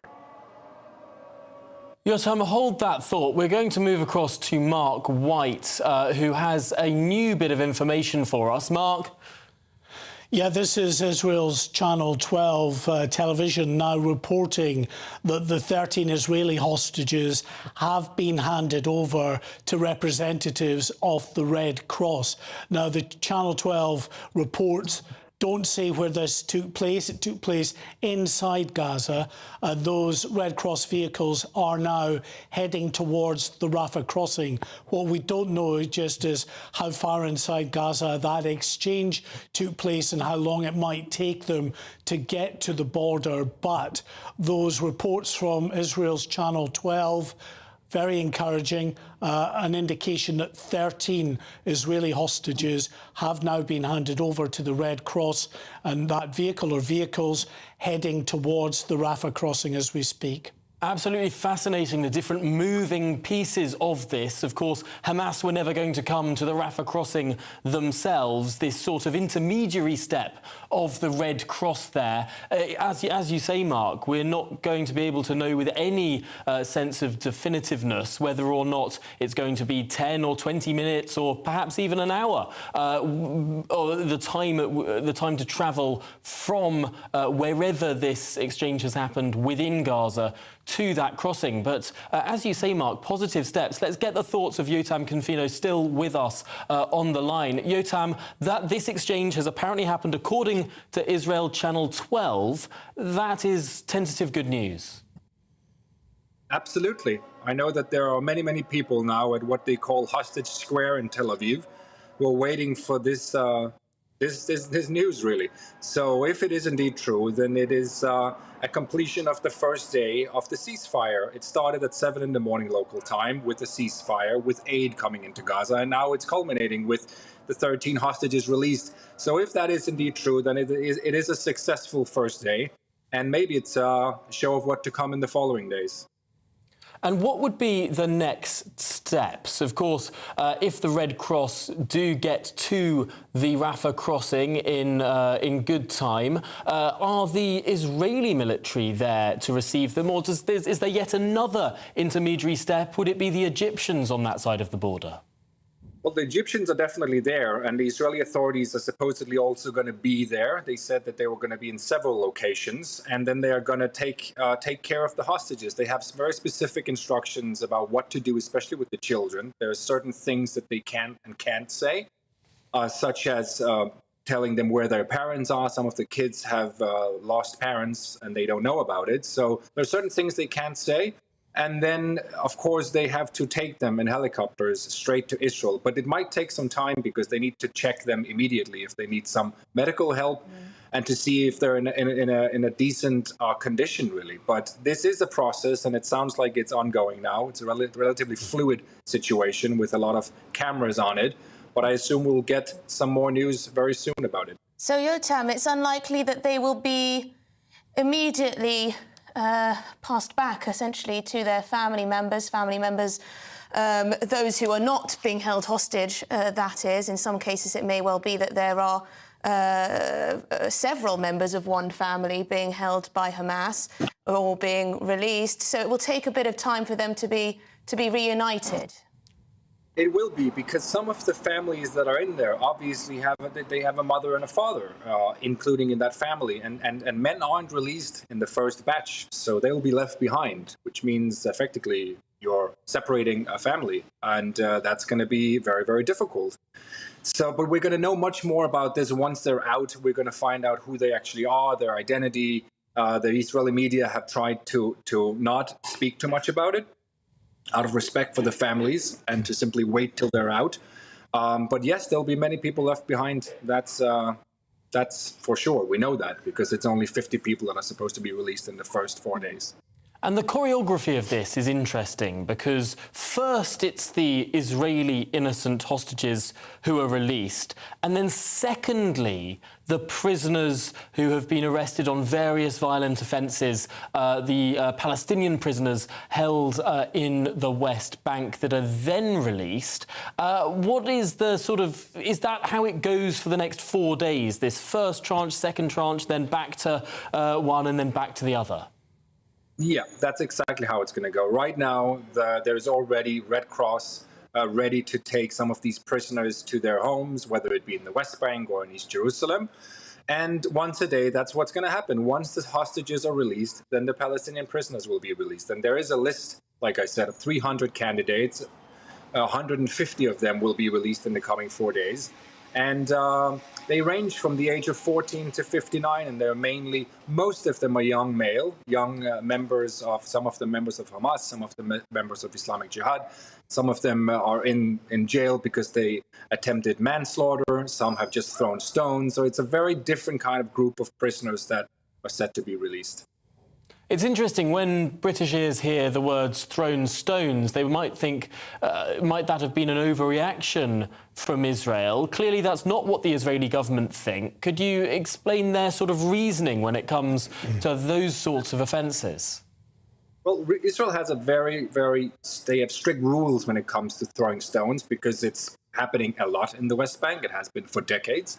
And it can jeopardize security personnel, especially if you throw rocks at cars, at vehicles, at soldiers that aren't ready for it. A rock can do a lot of damage.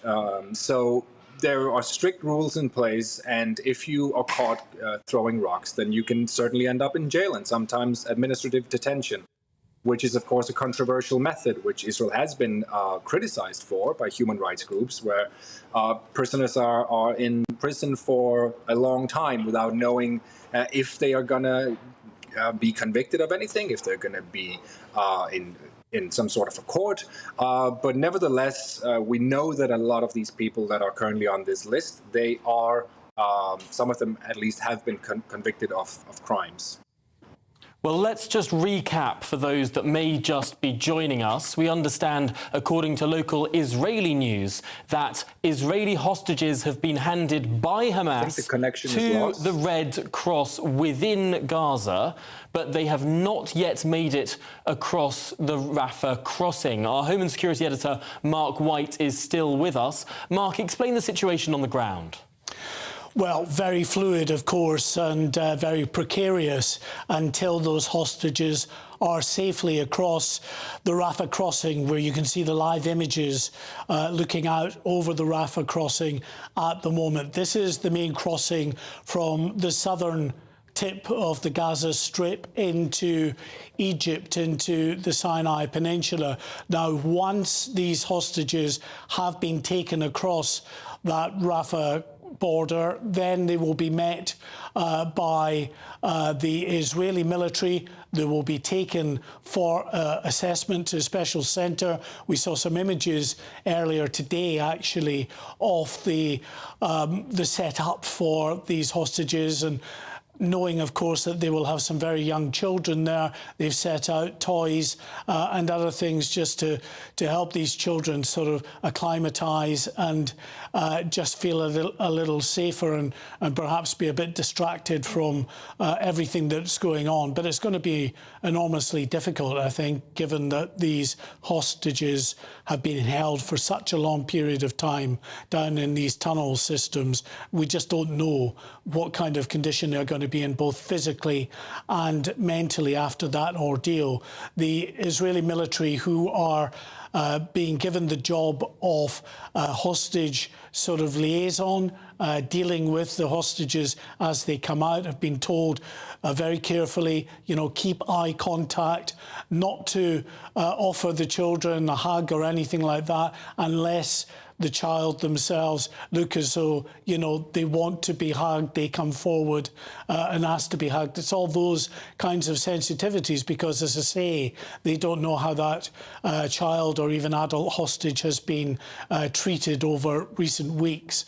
And all of that will have to play in very carefully to the post-release handling process to make sure that they're acclimatised and rehabilitated properly. But it may take many months, even years, for people to properly come to terms with everything that happened to them. Because remember, it's not just whatever the ordeal was down in those tunnels since the 7th of October, which will have been very difficult as it is, but clearly what happened to them on that day that the terrorists came across from Gaza and took them hostage, what they saw unfolding around them will have, no doubt, have had a very deep impact on whoever was involved in that. So the positive news, at least to report at this time, is that it's now being reported from Channel 12 in Israel and other Israeli media now that the Red Cross have taken over the... Well, Mark, on that note, as we know these hostages are travelling to the Rafah crossing, this is GB News. Do not go anywhere. Mark, could you not hear them? No.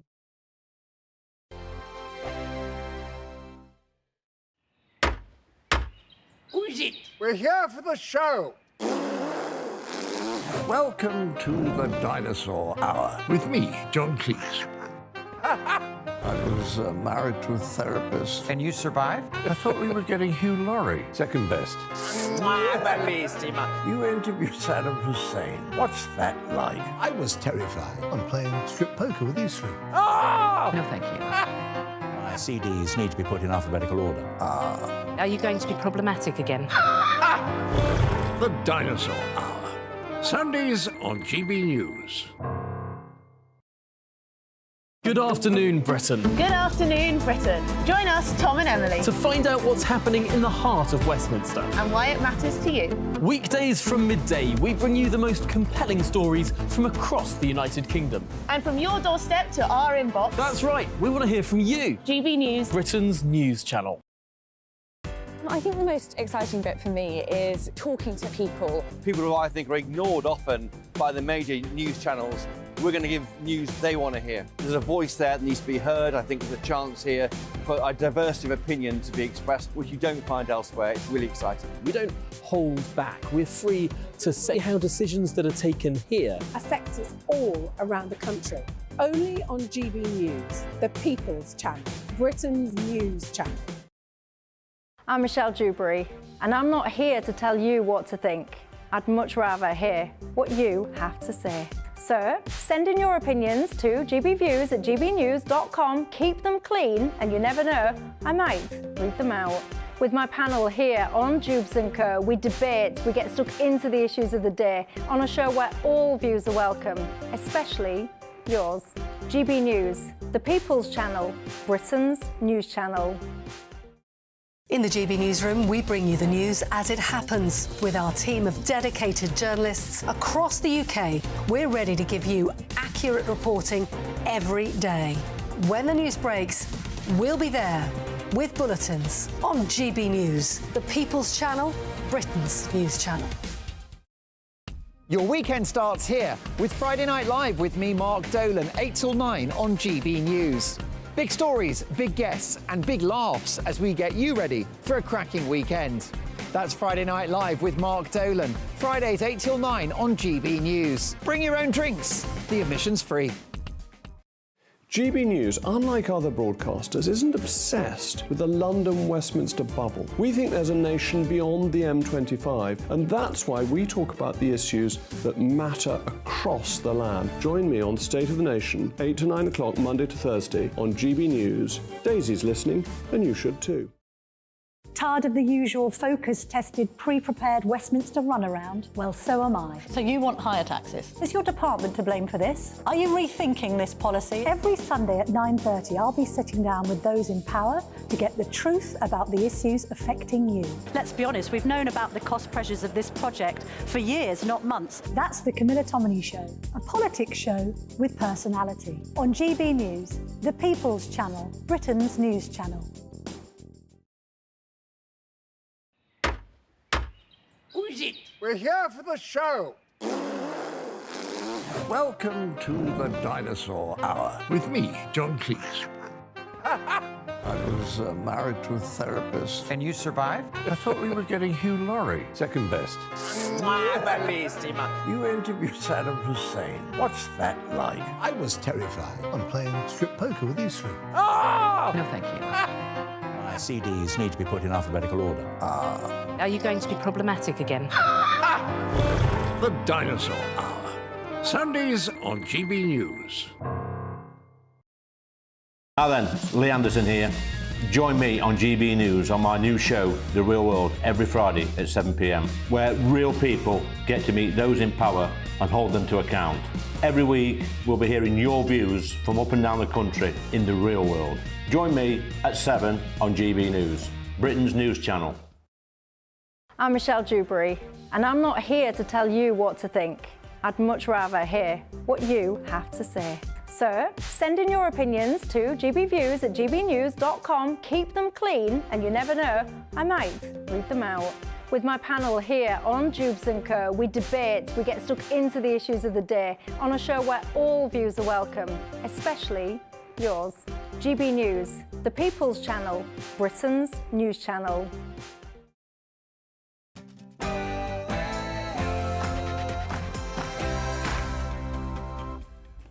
Good afternoon, it's 3 o'clock. Welcome to GB News with me, Martin Daubney. Tons in the next hour.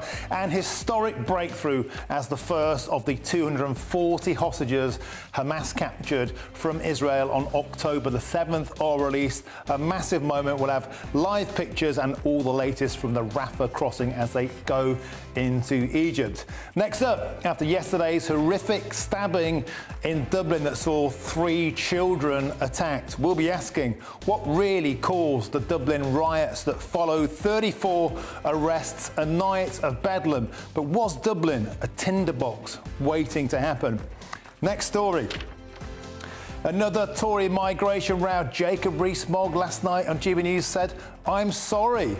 The New Conservatives say it's do or die. The Daily Telegraph, the Bible of the true blue Tory heartlands, said the betrayal of the British people is complete. It's another day, another migration nightmare for the Conservatives. And finally, it's Black Friday. Had you noticed?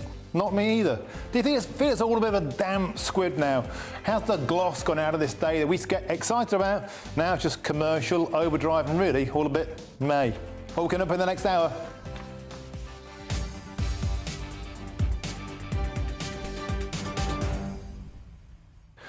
So as the dust settles on what happened yesterday in Dublin, we're asking, was this just something waiting to happen? Protests have been going on now for over a year. Ireland is full. Huge concern about the number of asylum seekers, working class people called far right. Was this waiting to happen? Let us know your thoughts, gbviews@gbnews.com. That's all coming up in the next hour. But first, your news headlines with Tamsin Roberts.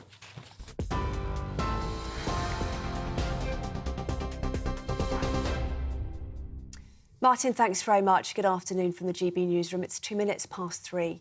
The first group of Israeli hostages have been released by Hamas and are now with the Red Cross. Well, these pictures are coming to us live from the Hatzarim airbase in Israel.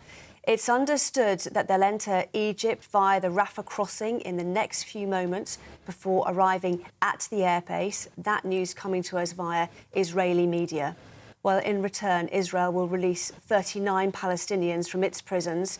A further 12 Thai hostages were released by the terror group a short time ago, following mediation efforts by Egypt. That news was confirmed by the Prime Minister of Thailand.